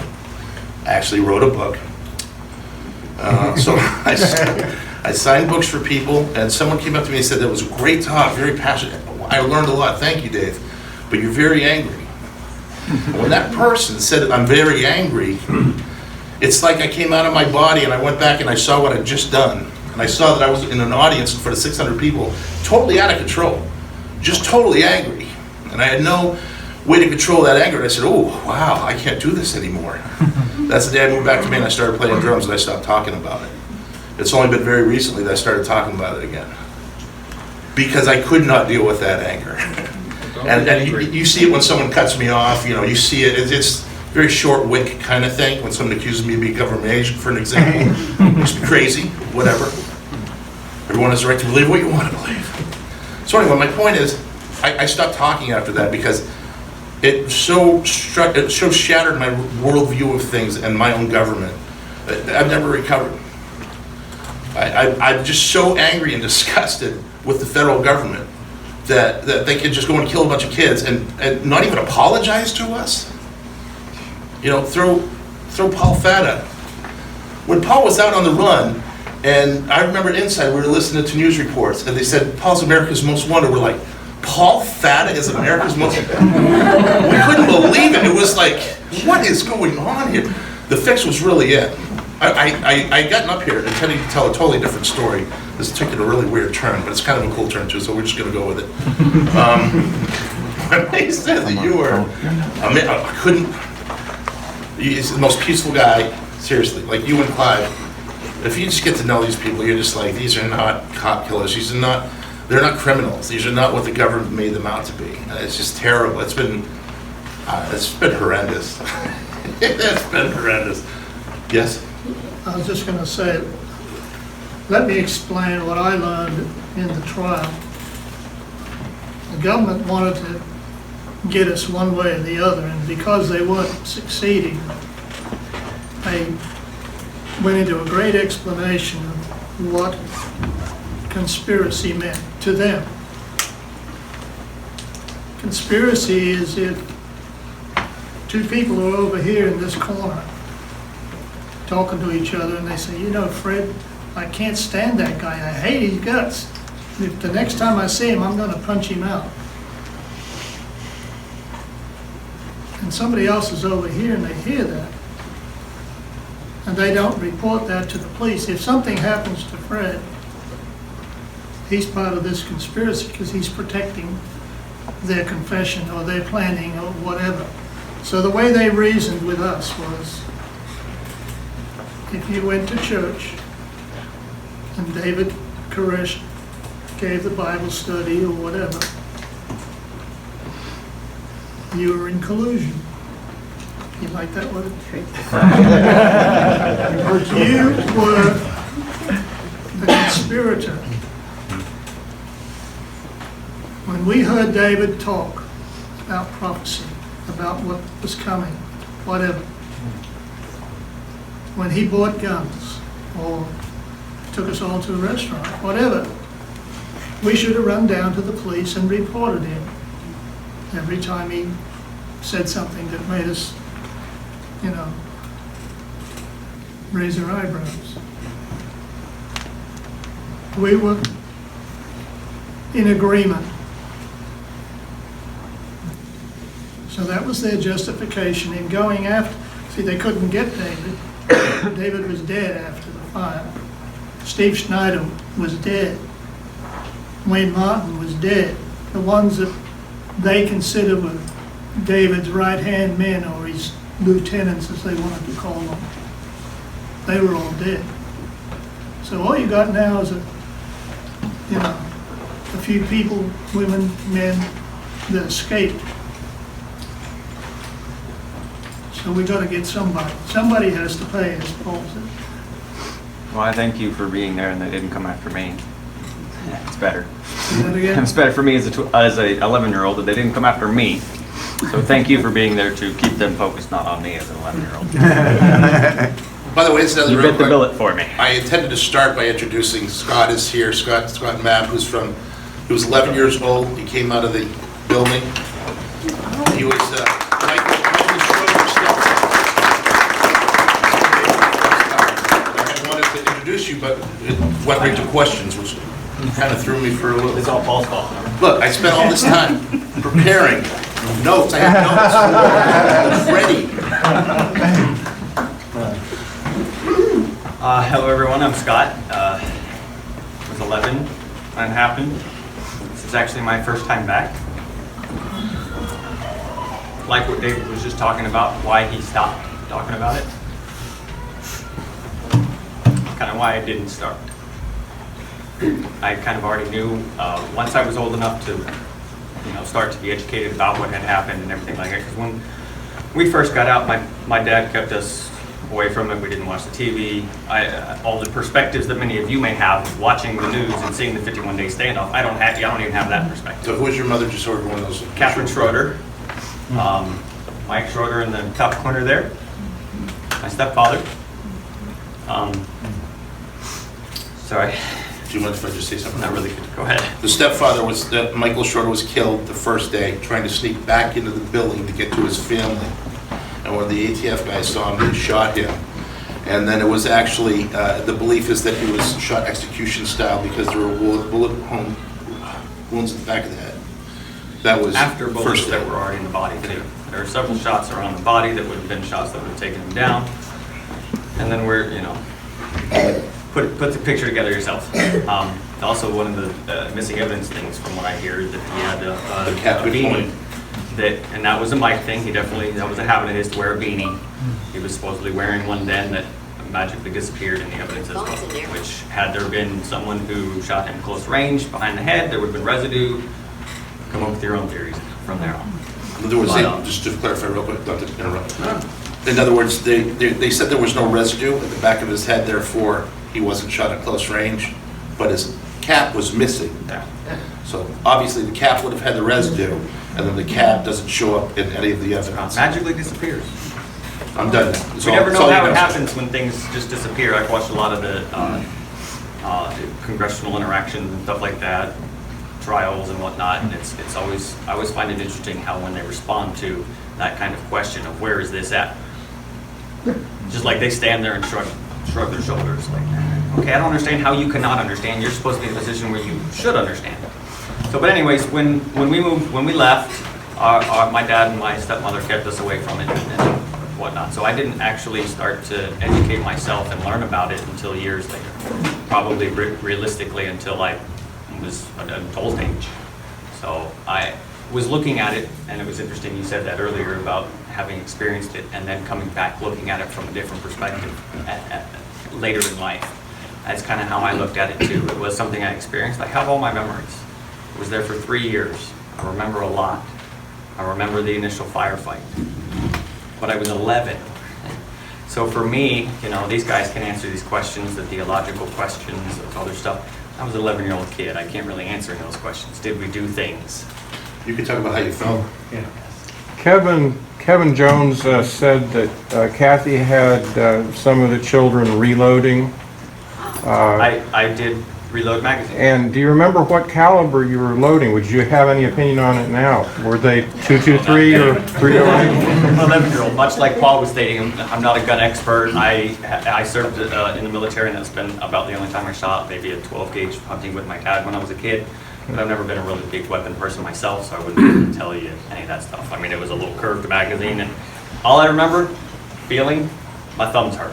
Really made my thumbs hurt. It was really hard to push those in there. Right, okay. So, but we did actually do that. Just to clarify, so there's no confusion, on day one, you guys weren't reloading. In fact, take us back to day one, February 28th. Oh, no, you guys were that- unarmed, right? What happened? If my memory serves correct, that was all after the raid stuff. I don't remember any interactions with guns. I do remember occasionally, rarely seeing, they had a short little range with targets or something where there was some adults over there shooting. The kids weren't around it though, when we were doing our kid stuff. All of that kind of activity, loading weapons and stuff like that, the hustle and bustle of it being almost like a war zone, that was all after the raid. Prior to that, it was being a kid. We ran around and played outside and did what mommy and daddy told us to do. There was the things that people accuse and, oh, this was going on there, that was going on there, especially related to the weapons and any kind of inappropriate activities by David. I was an 11-year-old kid, I didn't see none of that. I didn't see anything inappropriate, nothing. I mean, yeah, I was one of the older kids. You weren't abused? No, David spanked me one time. We did something wrong. And go figure, you do something wrong, you get disciplined. That's how it works. But were we abused? No. He almost always left the disciplinary actions to the parents. Only did he do so, and the one time that I did get spanked by David, it was me, Cyrus, and Joseph Martins, I believe, if I'm correct. I'm, a little off there. We had gotten into some old stuff on the property, got some sugar, and we got in trouble for that. He didn't just come in all, you little kids all mad and angry and whoop us and nothing like that. He turned it into a moment to teach something. He turned it into a lesson for not only us, but the entire community. I remember there being other people involved in this disciplinary action. Not in shaming us or anything like that, but to teach everybody. I mean, I remember him fairly well, and I remember having this, viewpoint of him as this important person in this community that we were living in. And I've had even my mother say that they didn't like him, that he was an ass or something, or didn't really like his character. But I remember having that kind of feeling as well, that he had this presence and he told you what to do and stuff like that, but he was always seemed like a decent guy to me. So the thought and whatnot, and the accusations that he would have been abusing us, beating us, that we were mistreated or something, I don't remember a time in my life that I was better treated than while I was there. When did you discover you were a cult? When And I'm saying that with jest. When I was watching all the news and stuff, when I finally started to educate myself, that's when I started to see the cult stuff, and I'm going, what's a cult? Then I had to look up that and educate. I'm going, okay, well, by that definition, you could pretty much label all kinds of stuff a cult. And as I love the way that he put it earlier, it's culture. That's what we had there. We had a community of people who were like-minded, who wanted to do the same thing. That's all it was. Real quick, too, I just want to add to this because I've had a wonderful experience of really getting to know Heather again and her beautiful family who lives out in Mount Carmel now. And those kids have brought life back to Mount Carmel, just wonderful. But Heather has said that she didn't know what racism was until she got into the school system in Waco. She had no idea that there was a difference between black and white. These were the kids that she played with. Everyone loved each other. And then she gets in the school system, and all of a sudden it's like, how come you're hanging out with the black? You can't hang out with black kids. You can hang out with them. She's like, what? I mean, they're just kids. So it's not until she got into the system here that she even realized that there was a color line, which I just wanted to make that point. I was lucky enough to go into a military family where you're also very colorblind as well. So I didn't even really have that understanding, much like you're saying of Heather, of what that would be like. We played with the Martin kids all the time.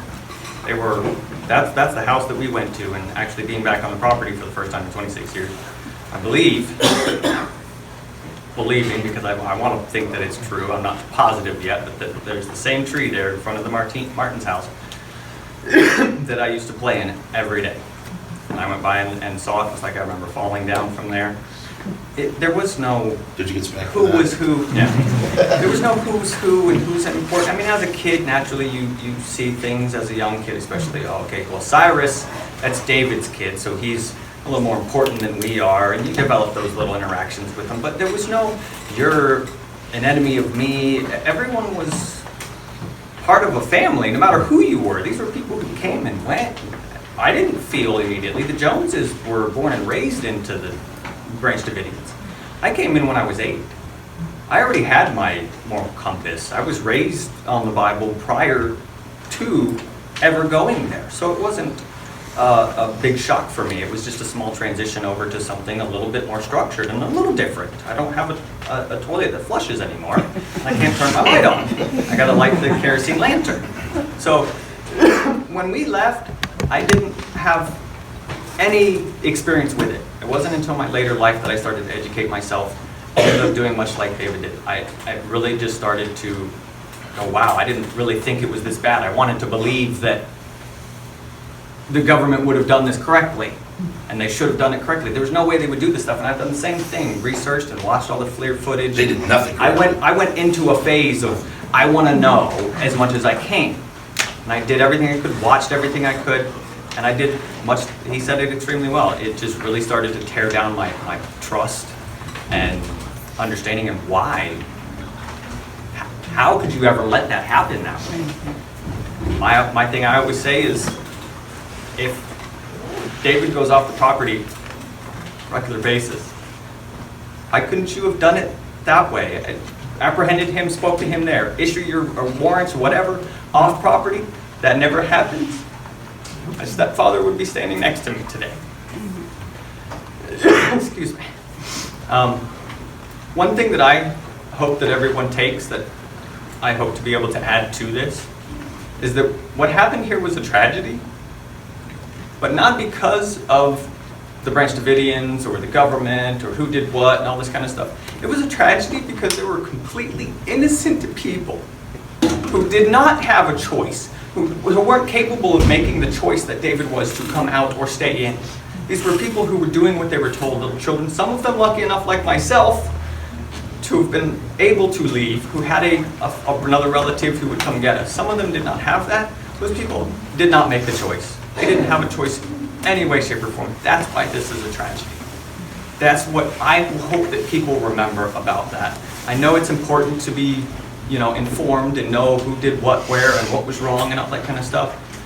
As long as you always remember those that were truly innocent, who did not make any decisions in anything, who didn't decide to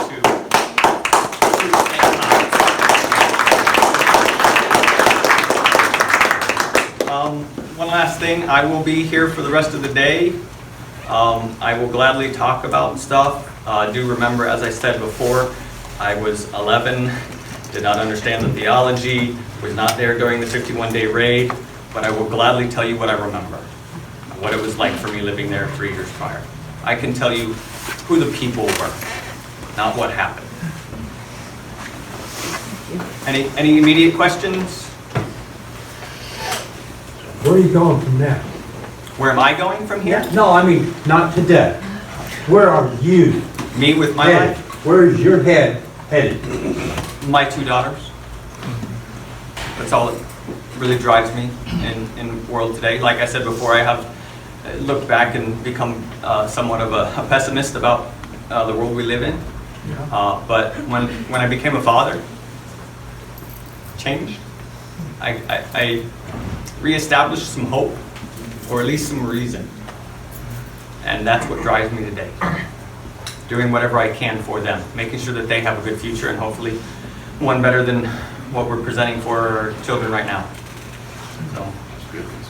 Okay, Paul and David, you guys both made comments earlier about the warrant being signed within days after Clinton took office. Does anybody ever go back to GHWB when it all started and put the trail all back into his I pocket? asked that question before too. I have not. Can you, Because BATF started to come after the Branch Davidians under the George Herbert Walker Bush administration. It was after Bill Clinton took office that Janet Reno was thrown into this position by Mr. Sessions, and and she didn't know what to do. But it was handed off to her by the previous administration. Excuse me. Did you want to say something?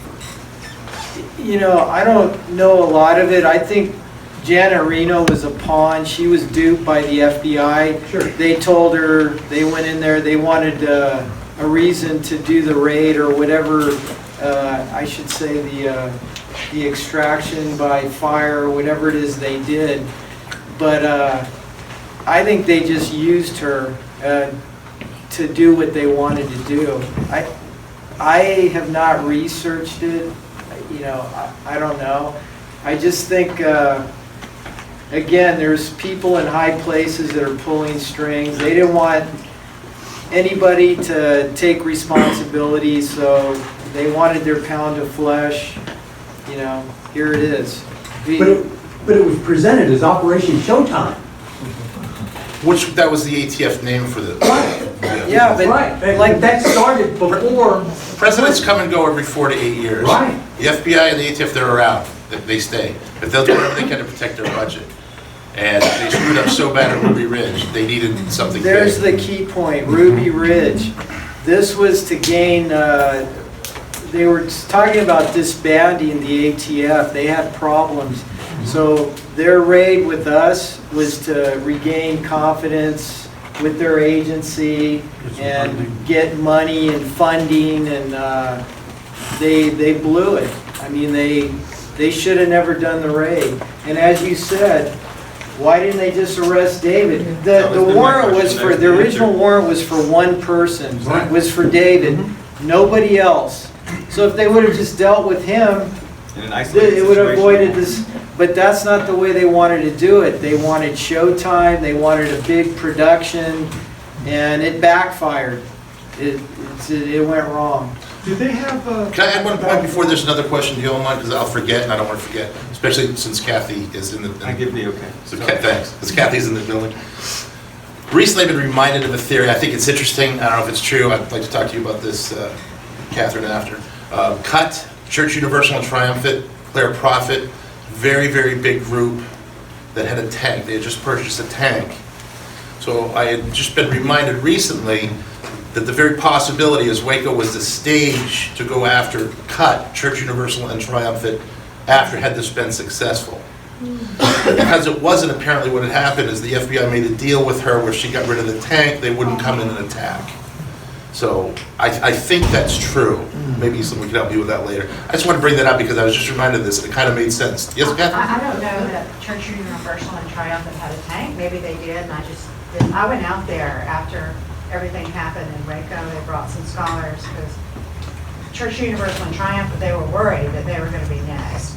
They did have weapons. I don't know what kind of weapons. Mainly what they had was a big underground bunker for, she was predicting a nuclear strike from Russia. And I actually went into that bunker. That was quite an experience. But it was a shelter. It was really a fallout shelter. I shouldn't use the FBI's words. They would have called it a bunker. It was a fallout shelter. And maybe they had a tank, maybe not. But I don't necessarily see the two things connected, except that the ATF would have been interested in them, because I think Elizabeth Claire Prophet's husband, he did buy some weapons under an assumed name, which is illegal. So I think that was the weapons charge that they were. I appreciate that insight very much. We're still learning. It's crazy. Before everybody comes up with new questions or decides to leave, I think we ought to have the reading of the names. We usually try to have it around 12 o'clock when it happened. I think we're beyond that now. I think it's like 2 hours gone by. So we'll go through the process of reading the names of those that died. And who's going to read the... How about a quick 30-second stretch? Anyone just want to stretch for a second? We can all do it together, look stupid together. Nice. Yeah, it is. I know, it feels good to my back. I have a couple museum notes for you. The room upstairs dedicated to the Branch Davidians will be open. It has For February 28th was Michael Schroeder, age 29, stepfather to Scott. Unlike the other ones we just read, Mike Schroeder was not on the property at the time of the raid. He was downtown at a building we had rented for fixing cars, and it's called the Mag Bag. Somehow they got word, I don't know whether they saw it on the news or whether somebody called them, but there was Bob Kendrick, Mike Schroeder and a young guy from England down at the Mag, and they decided to make their way out to Mount Carmel. Of course, you couldn't get to Mount Carmel directly because all the roads were blocked off. And so they cut around in a kind of a big semicircle and came in from over near Axtell through the fields till they got to a creek. Following the creek there, try to come into Mount Carmel from the back. Mike Schroeder was out the front. Bob Kendrick was at the back. He was an older gentleman. Unbeknown to them, the ATF had 17 agents on the property at the back, in a barn belonging to our neighbor. They'd been there all day, since like 7 in the morning. So there came a point in the afternoon when they got a radio call saying, pack it in, it's all over, head back to the staging area. So they all stood up and started walking across the field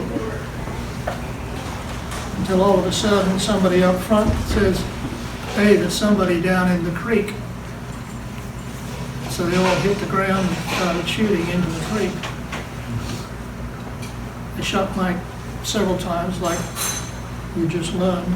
But then they went down and gave him the coup de grace, as they say, finishing off shots in the back of the head.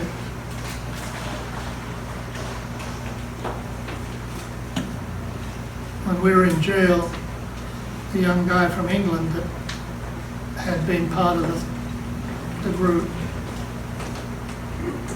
he had surrendered to the ATF after they'd shot Mike. He came out with his hands up and they told him to get down on the ground and they were handcuffing him.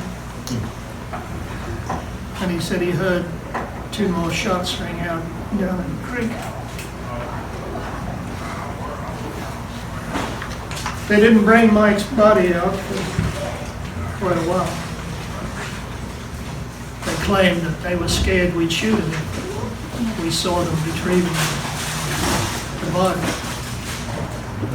The thing is, you couldn't see that property from inside the building that we were in.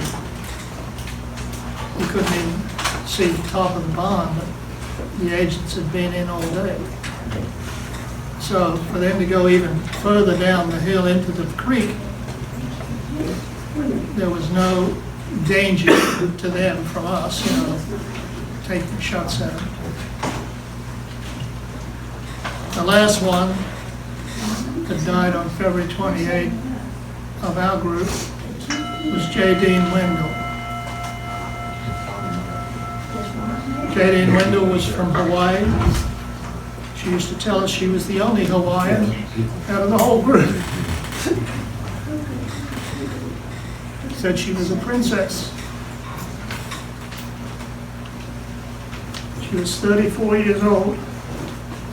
She had 4 children. Clive, excuse me for interrupting. Is there anyone here who can make that sound system work? I know you This can. is not a microphone. Huh? This is not a microphone. He doesn't have a microphone. Don't have one? No, you want to sit up Well, here? next year, folks. What do we sit over here? But we want to hear you, Clive. You know what? The microphone we had last year, we couldn't find. Where did you hear what like they had last year, couldn't find? All right, let's continue. Maybe I did it. Kind of late. So I apologize. So, J. Dean was found laying on her bunk bed, shot to death, right after she'd been combing her children's hair and handing them off to someone else, I guess, to take them out of the room so they weren't in any danger. There were 4 other people that died on February 28th.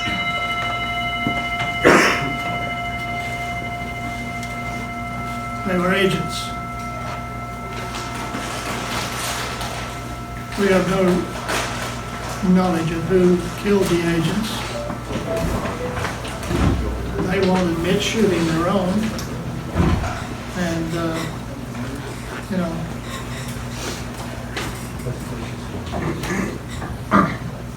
but we remember them, even though they were not part of our group. First one is Conway LeBlue, age 30. Second one was Todd McKeon, age 28.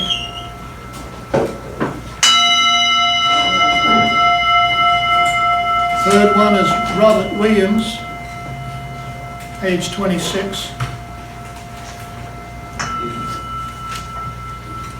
The fourth one was Steve Willis, age 32.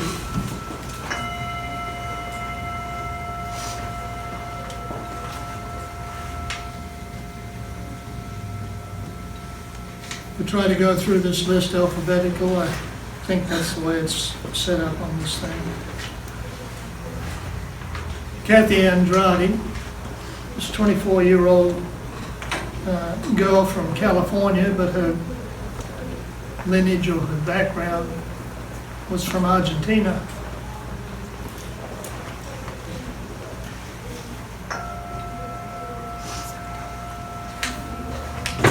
Kathy had a little girl by the name of Chanel.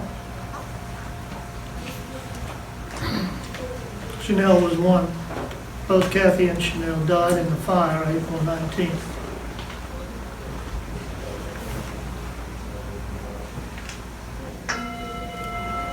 Kathy also had a sister that came sometime after she first came. Her sister came. She was 19 years old. Her name was Jennifer Andrade.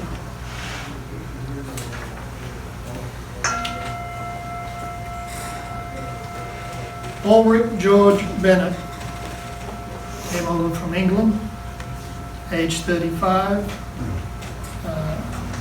He was instrumental in some of the building projects we were doing.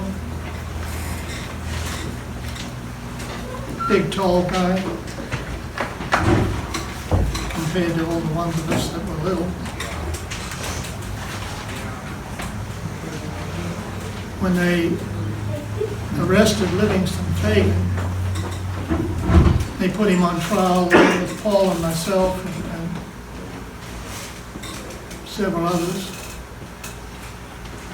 Put Livingston Fagan on trial, saying he had shot an agent out the back of the building on the first day of the raid. Their story was that the ones that exited out of the trailer at the front, you know, that first trailer, went around the back, and as they rounded the back corner, they said there were 3 guys standing in the backyard with masks on, dressed in black, and they jumped to the conclusion that they were their own men until these 3 guys supposedly shot at them. One of the agents was wounded. He didn't get killed, but he was wounded. And these guys went back into the building, I guess. The description was 2 of the guys were white and one was a tall black man. Livingston Fagan, probably about my size, skinnier, but, you know, not very tall. I don't see how you can call him a tall black man. But in our trial, like we've mentioned before, it was not about seeking justice for what went on at Mount Carmel. It was not about fulfilling their job of serving these warrants. It was not about arresting David. It was about vengeance, blaming somebody to make up for the ones they couldn't blame any longer because they weren't around. So Livingston ended up getting a 40-year sentence for shooting an ATF agent that he didn't shoot. He wasn't even out in the backyard. And all through our trial, we saw this substituting people for the ones they really wanted, or the ones they thought were ringleaders, or, you know, we'll just take anybody. The ones we got our hands on will do, you know.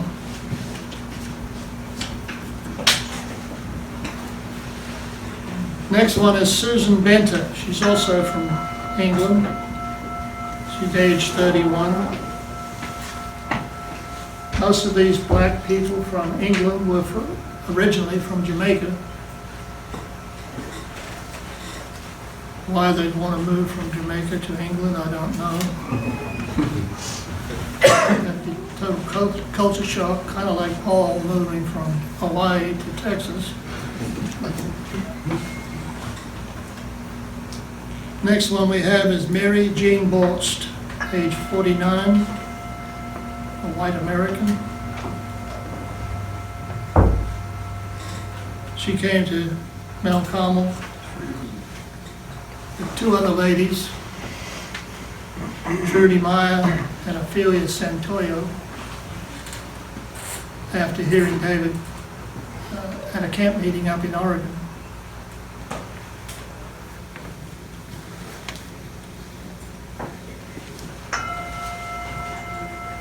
David took 3 trips to Israel throughout his ministry. On his last trip, I think it was, he met a young guy by the name of Pablo Cohen. He was also from Argentina originally, but he was living in Israel at the time. And when he met David, I don't know how long their conversation went on, but David found he was interested in music and gave him an electric guitar, bass guitar, and says, next time you see me, you can give it back.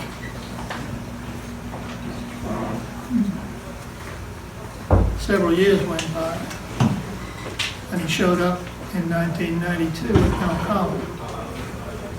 David said, you still got the guitar? Yep. Did you bring it? Yep. He says, were you ever tempted to sell it? Yep. But he didn't.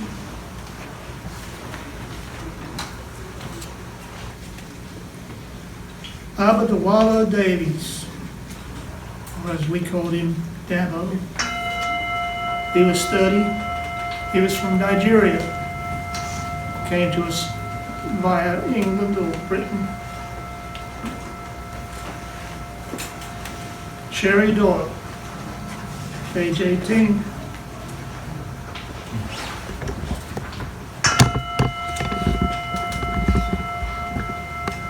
She was my youngest daughter.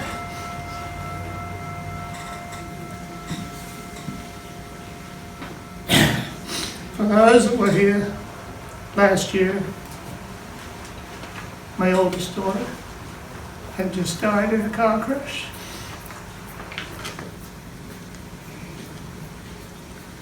So I don't have any family anymore. Yes, you do. You have a big... You got us, guys. Yes. You're not as good looking as my daughter. Believe it, I wouldn't want to try.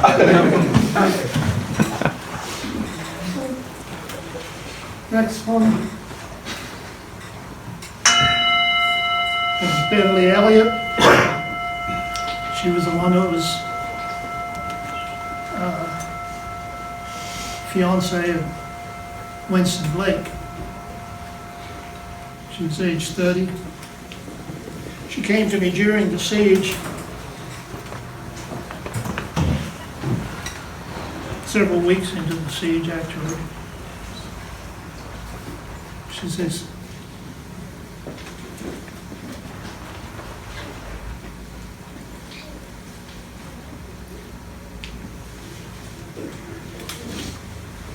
says, I want to see Winston.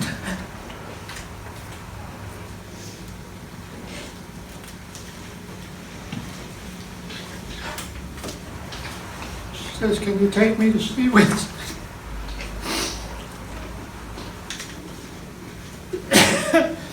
And I had to tell her that Winston was already buried. I said, you wouldn't want to see him anyway, in the condition he's in. Just try to remember him, how he was the last time you saw him. That was the way my mother used to reason. People would ask her about all the children that died in the fire. My mother says, I choose to remember them as they were when I took care of them.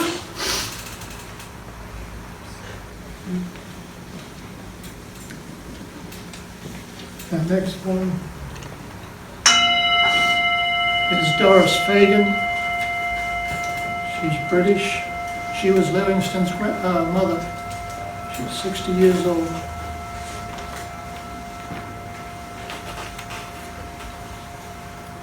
Yvette Fagan, age 32. She was Livingston's wife.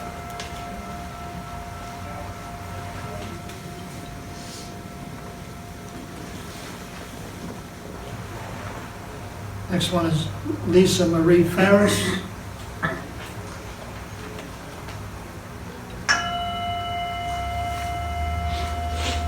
When David used to go shopping or traveling, whatever,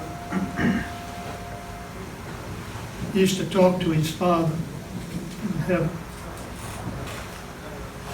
Because he knew he had a mission to fulfill. He had a message to give. And he would say, should I talk to this person, Father? Do you want me to speak to this one? He says, God would say, don't worry, my son, I'll tell you which one to talk to.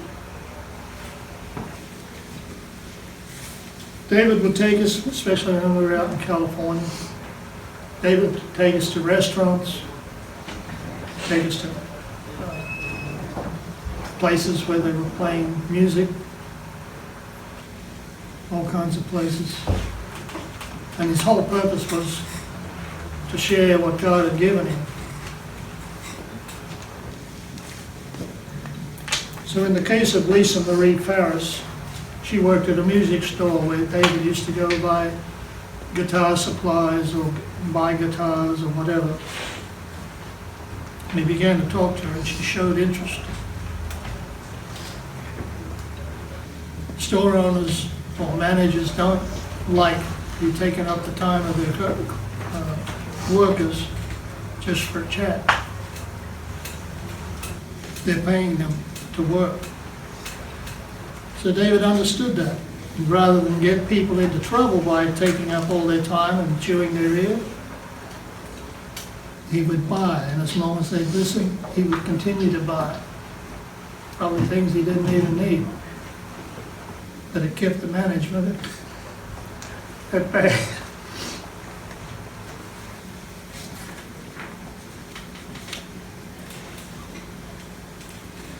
Raymond Friesen, age 76, originally from Canada, but he had accepted David's message from California. He and his wife Tilly moved from California to Texas, and that's where he listened to David.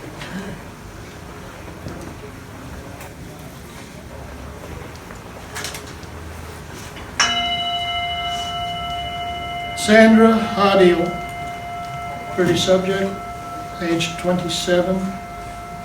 Like I said, all of these people were, most of these people were from Jamaica or Africa.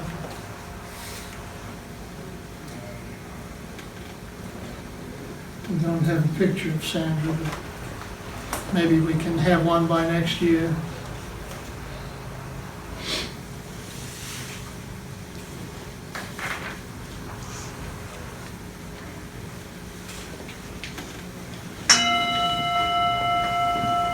We have Zilla Henry, British Jamaican extraction, age 55. She was the matriarch of the family. She had all her children with her, came over with her. The only one in her family that didn't die was her husband, who didn't come. Didn't accept David. Zilla Henry was 55.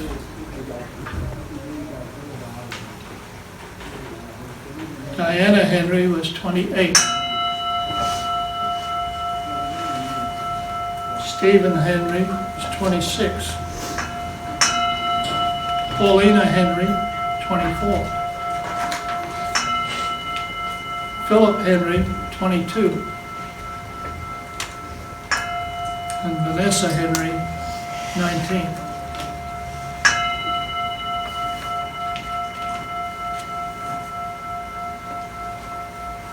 Novelette Sinclair Hipsman. I met Novelette the last trip I made to Canada. She came to Toronto from Montreal for some meetings we had up there, and eventually accepted David's message. She was 36.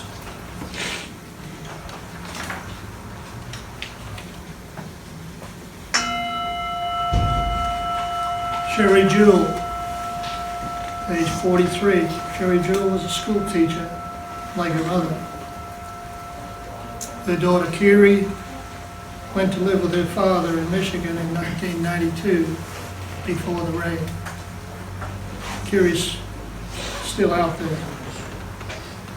She called me on the phone a couple months back. She was married. Sherry died in the fire on April 19th. David M. Jones. Excuse me, Clyde. You skipped Floyd Hoffman. Floyd Hoffman. I read the table, sorry.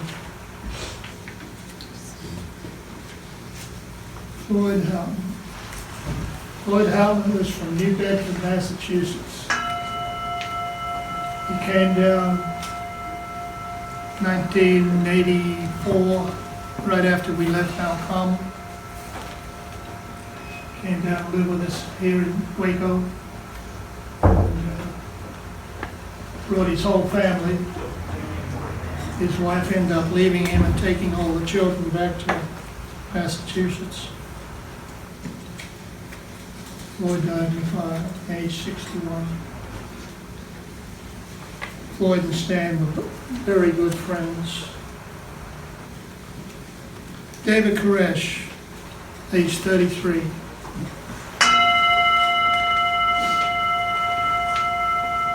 Leader of the Branch Davidians from 1983 really, to 93. Then 84. He started in the fall of 83. Rachel Howe Koresh. You missed David Jones. Somebody's messed up my sheets. David Jones. Why don't I just read it off the screen? David Jones was the oldest son of Mary Jones and Mirabel. He was the husband of Kathy Jones, that you've met. Some of, those of you that have been here before have met Kathy, and Heather is her daughter. Mark was her son. And Kevin was his son.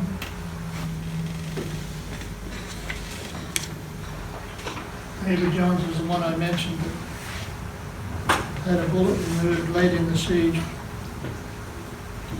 on his behind. Okay, we doing David Koresh now?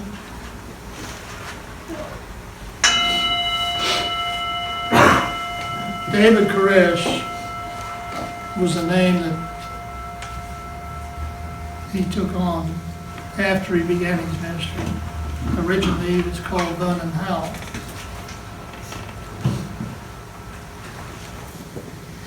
And this is the guy that the ATF were after. So they said.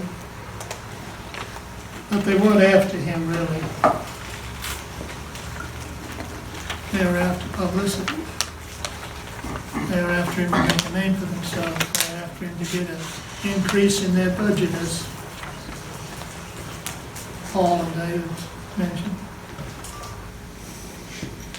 It was a big showtime. Big promotion stunt. We just happened to be the ones they were going to use to get that raise, that notoriety, that, you know. I'd never heard of the ATF until 1993, you know that? I heard of the Elliot Ness guy on TV, you know. And I thought they went out with prohibition. And they've been around all these years. And they were about to go out of business again in 1992, 93. So that's why they put on this big show, to show that they were still an operating law enforcement agency. They were needed, they were doing a good job, and so forth.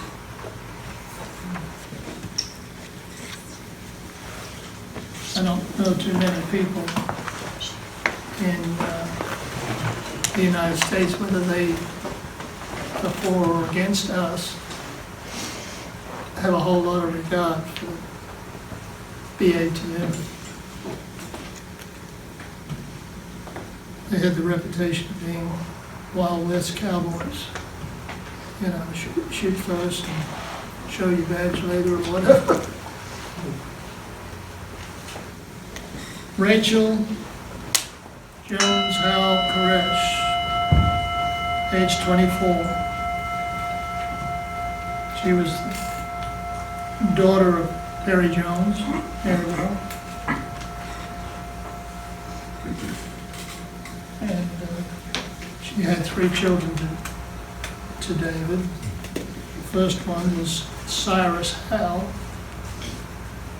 He was 8 years old at the time of the fire. Star Howell, her daughter, was age 6. And Bobby Lane Koresh was age 2.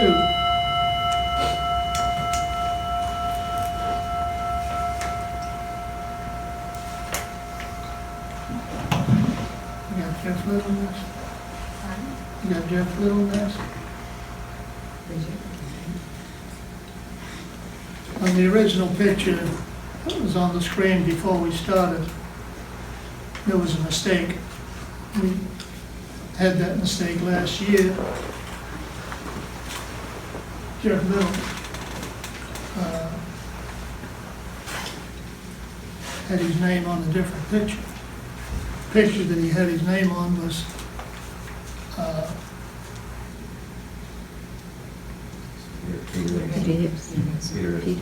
Peter Hipson. Right.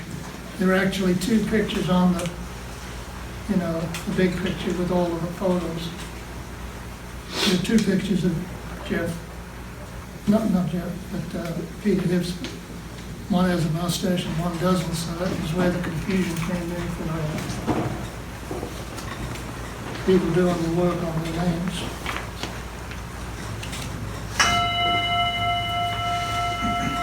Nicole Gent Little, Australian. Nicole was the twin sister of Peter that was shot on the water tower on the first day of the raid. She had a son called Dalen Gent. He was 3 years old when he died in the fire. She had a daughter called Pages Gent, who was 1 year old at the time of the fire. And she was pregnant with another baby who was aborted during the fire.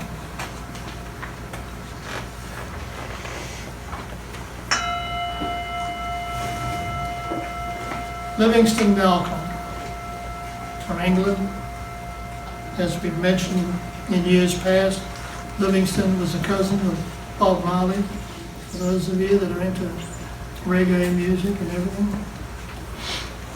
He was 26.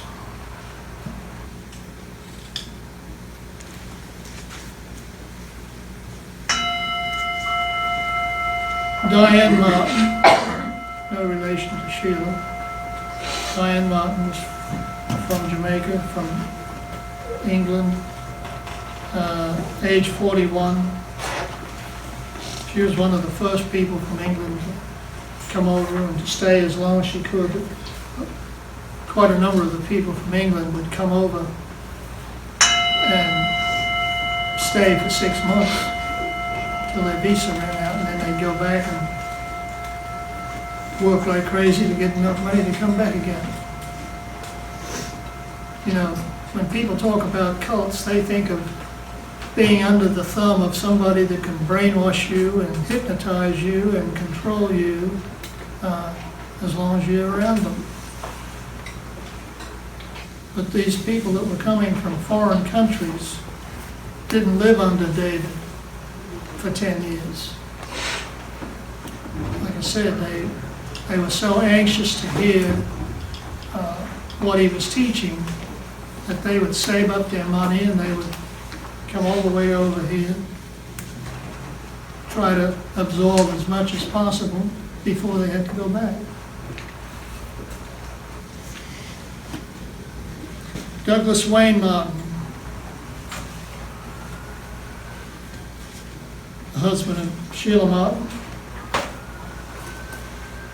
He was 42 on April 19th. Wayne Joseph Martin, his son, age 20. Anita Marie Martin was age 18. Sheila Renee Martin, age 15. And Lisa Marie Martin, age 13.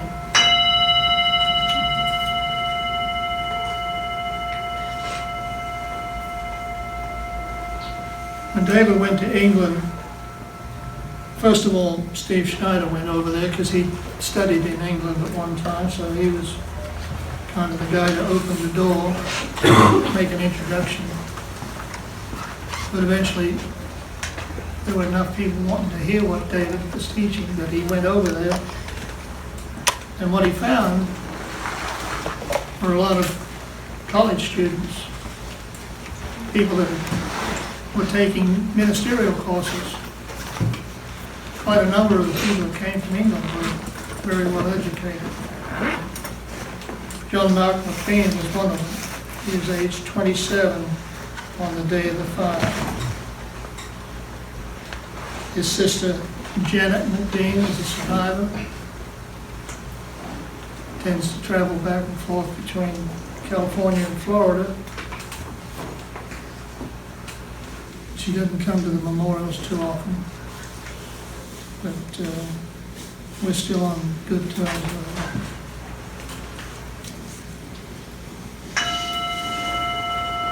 Bernadette Monbelly. She was a British young lady, age 31. She was friends with the McBean's family.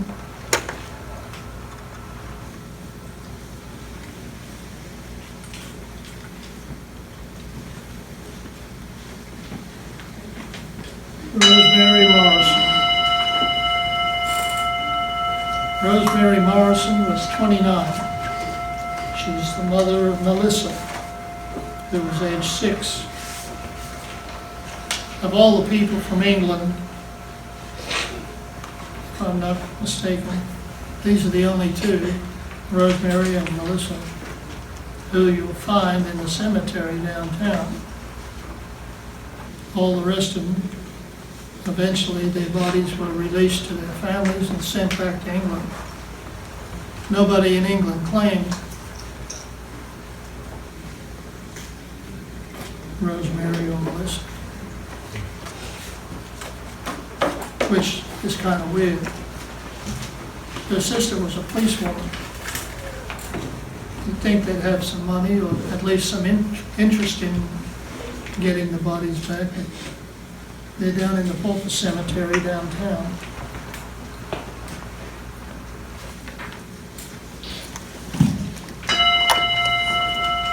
Sonia Murray, British citizen, age 29.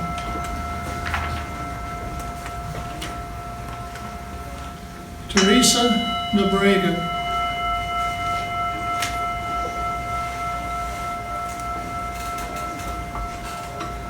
age 48. Her daughter was sent out during the siege and went back to England. The mother died in the fire. She's Portuguese descent. Her husband has stayed in contact with me the last 26 years or so. He gets very emotional when he calls on the phone because he can't understand why nobody's doing anything about getting justice.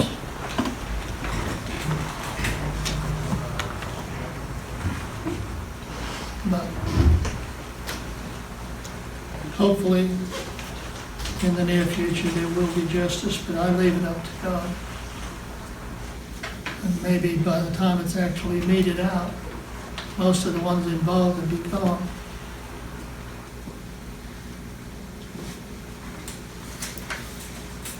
James Riddle.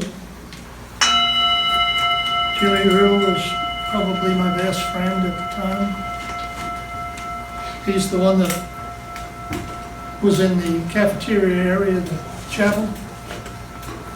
They said a ferret round was fired in and hit him in, he had a mask on, hit him in the face and knocked him down. Shortly after that, he goes out the back. Makes it as far as the back end of the gym before being shot and run over with a tank and pushed back into the fire.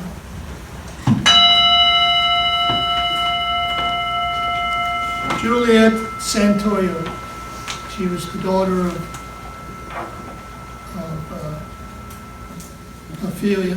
Some of you have met Ophelia. Spanish American.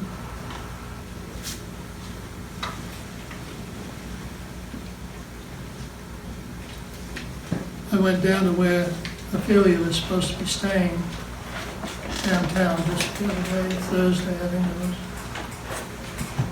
No, Wednesday. I went down there and they told me that Ophelia's out in California now. Under what circumstances, I don't know. They gave me a phone number and I tried calling, couldn't make contact. Juliet's children were at Mount Carmel.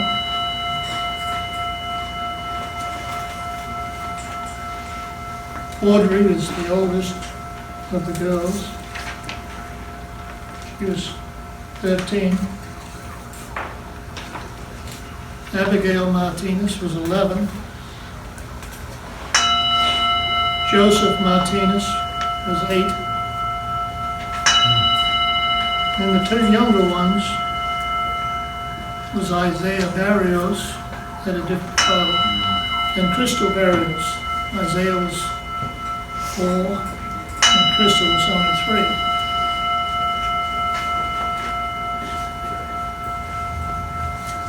Rebecca Sapaya. Rebecca was from New Zealand, originally from Samoa. But all those Samoans apparently like to go to New Zealand because all the ones I've ever met have been Samoans rather than Maoris, you know.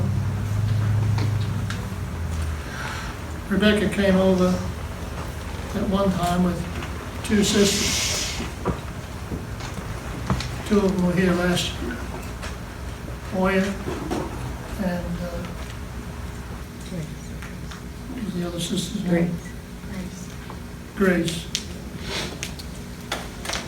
They are now back in New Zealand, but Rebecca didn't make it. She was 24 years old.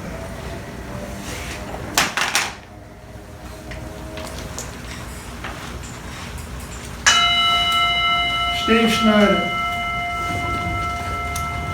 well educated, taught comparative religions in Honolulu.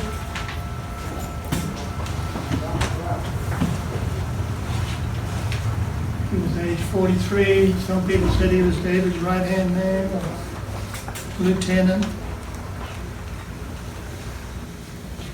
His wife, Judith Snyder, was age 41. They both were originally from Wisconsin, but joined us from Hawaii. And then there was a cutie called Mina Schneider. She was 2 years old. That was Judy's daughter.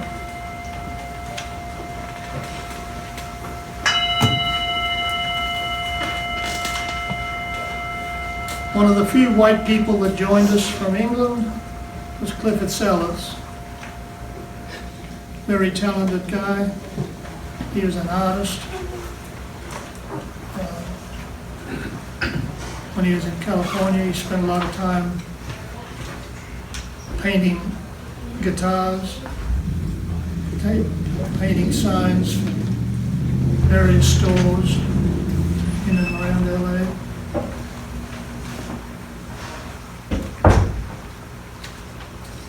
I asked the press in England one time, I wrote to the press and said, how come the British didn't get upset after all of their people that were killed here at Mount Carmel? British citizens. And one of the reporters wrote back to me and says, he put my question to quite a lot of people in the government, people in law enforcement, whatever. He said the attitude was, they're not really British subjects, they're immigrants, they're Jamaicans, they're Nigerian, not really British subjects. Well, Cliff Sellers was white, but like the rest of them, he was a foreigner. He was born in Hong Kong. His father was in the military. So they were all shuffled off of no importance in England. Scott Kurohiro Sonobe, 35. He was American, but he was Japanese descent. His father got mad at me when we were up. Scott and I went over to Hawaii together, worked over there for 6 months. His father came to visit Scott one time, but he wouldn't come in the house. So I went down to the parking lot, talked to him a little bit, shook his hand through the car window, and I turned around and come back up. When Scott came back up, said his father was back. I said, oh? Yeah, he doesn't like you, he says. He thinks you're Hitler.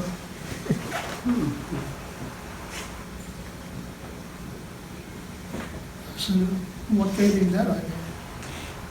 Oh, he just thinks you got me captive. You tell me what to do. Some months later, I think it was the beginning of '92, Scott's father came over to Texas with a totally different attitude. Brought gifts for David. Told David that he thanked him. He said, my son was an no good bum, couldn't hold a job, disrespectful at home. He says, and you've changed it.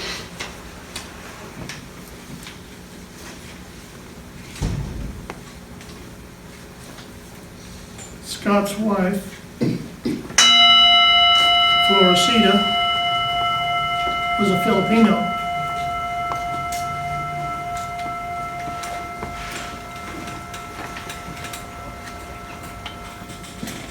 She was the mother of Crystal and Angelica, two little girls who came out during the siege.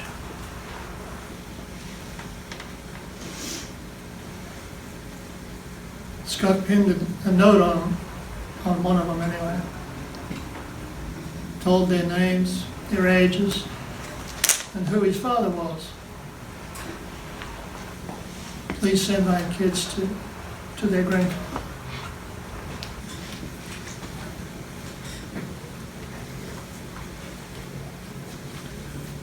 When we finally got to meet the Sonobe girls a few years back, they told how when they got back to Hawaii, their grandfather went to court to block Floresita's family in the Philippines from being able to have anything to do with it. Couldn't visit, couldn't, have them go down to the Philippines to visit them.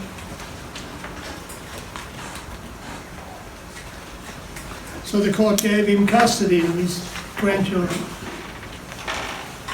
He no sooner got custody, and he turned around and put them up for adoption. He says, we're too old.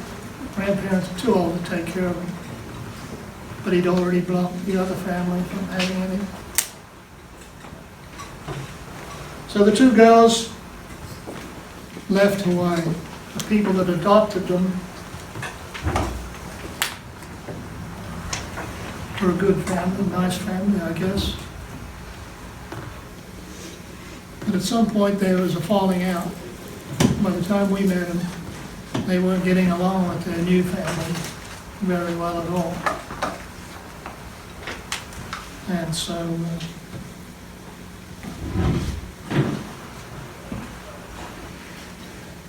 I've been up visited them a couple of times. They came down here to a memorial.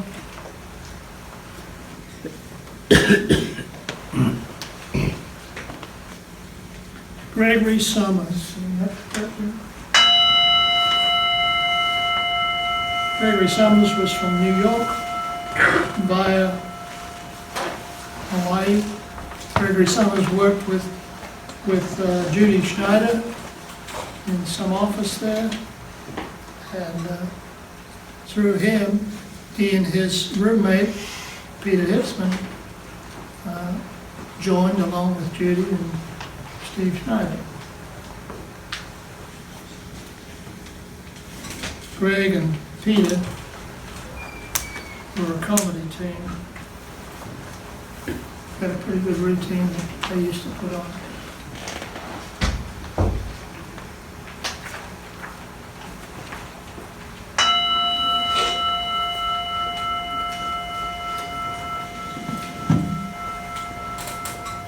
Aisha Diaphas Summers, age 17. She was from Australia, but they were Hungarian immigrants to Australia.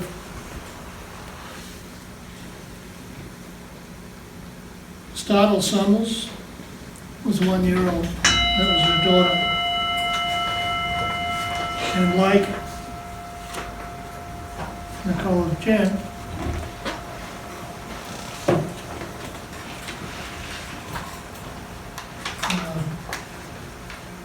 Aisha was pregnant on the day of the fire, and also aborted a baby.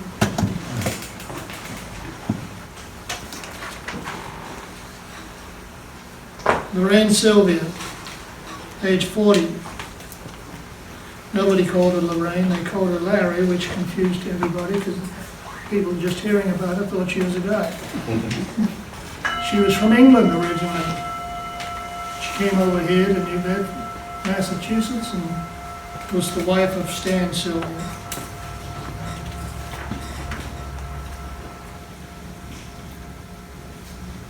She had a 12-year-old daughter by the name of Rachel, and a 1-year-old daughter by the name of Hollywood. Both died along with their mother in the fire. Their brother, Joshua, was released during the siege and went back to live with his father in Massachusetts. Michelle Jones Thibodeau, age 18. There were 3 girls, age 18, at the time of the fire. My daughter, Michelle, and Anita. My daughter, Anita. Anita, yes. Michelle had a daughter called Serenity C. She was 4 years old. She also had twins, which were 22 months old at the time of their death. Names were Chica and Little One.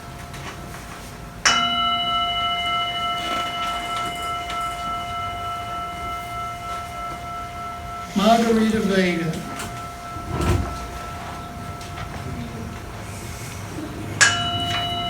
Age 47. Margarita was from China.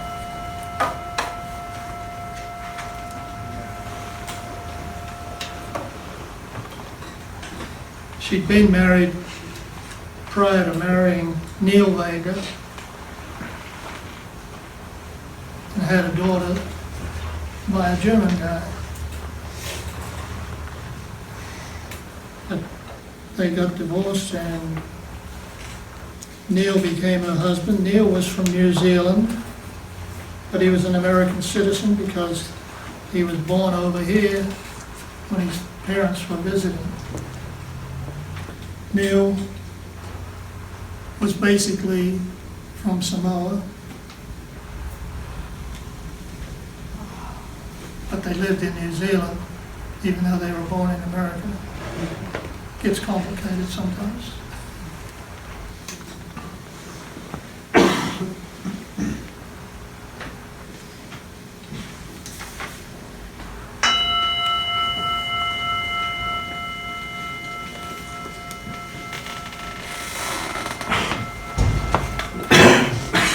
Last but not least, Mark Wendell, age 40. He was the one married to the princess from Hawaii.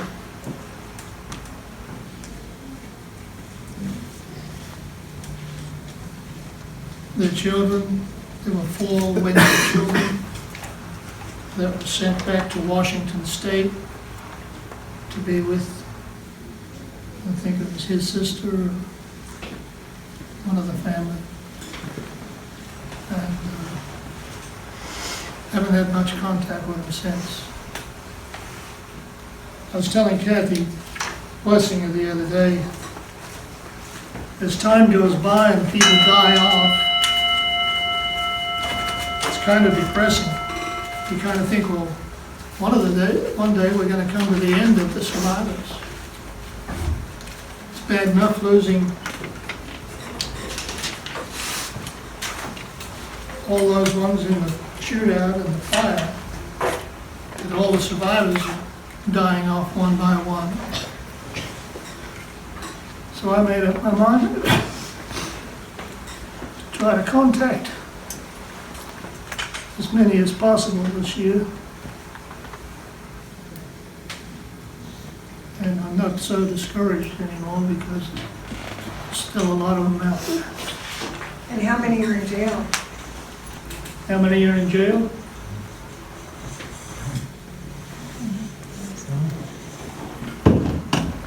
Not as a result of this, anyway. Aren't they still there? No. Pardon? I didn't know. All of the original prisoners are let out quite a while ago. Judge Walter Smith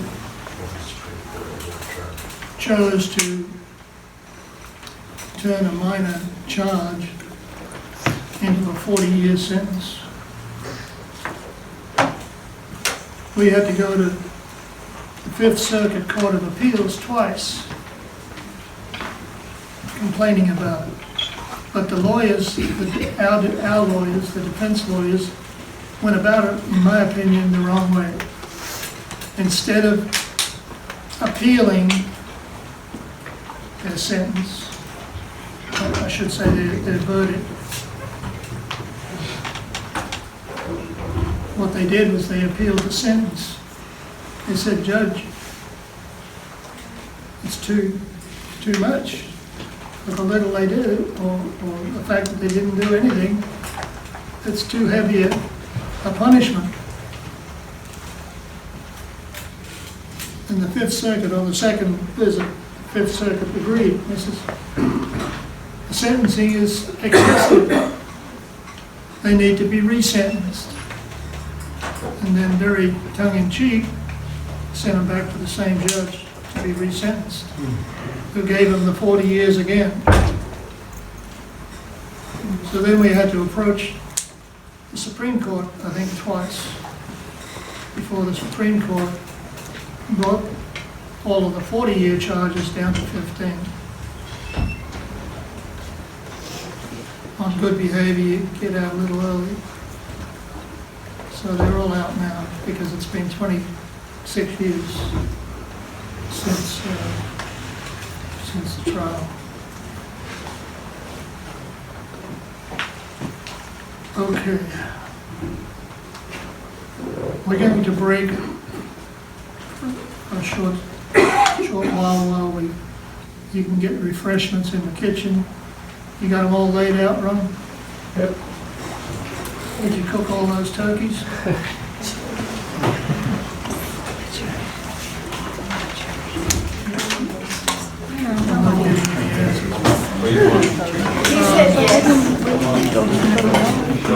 We'll have a short break, and then anybody wants to...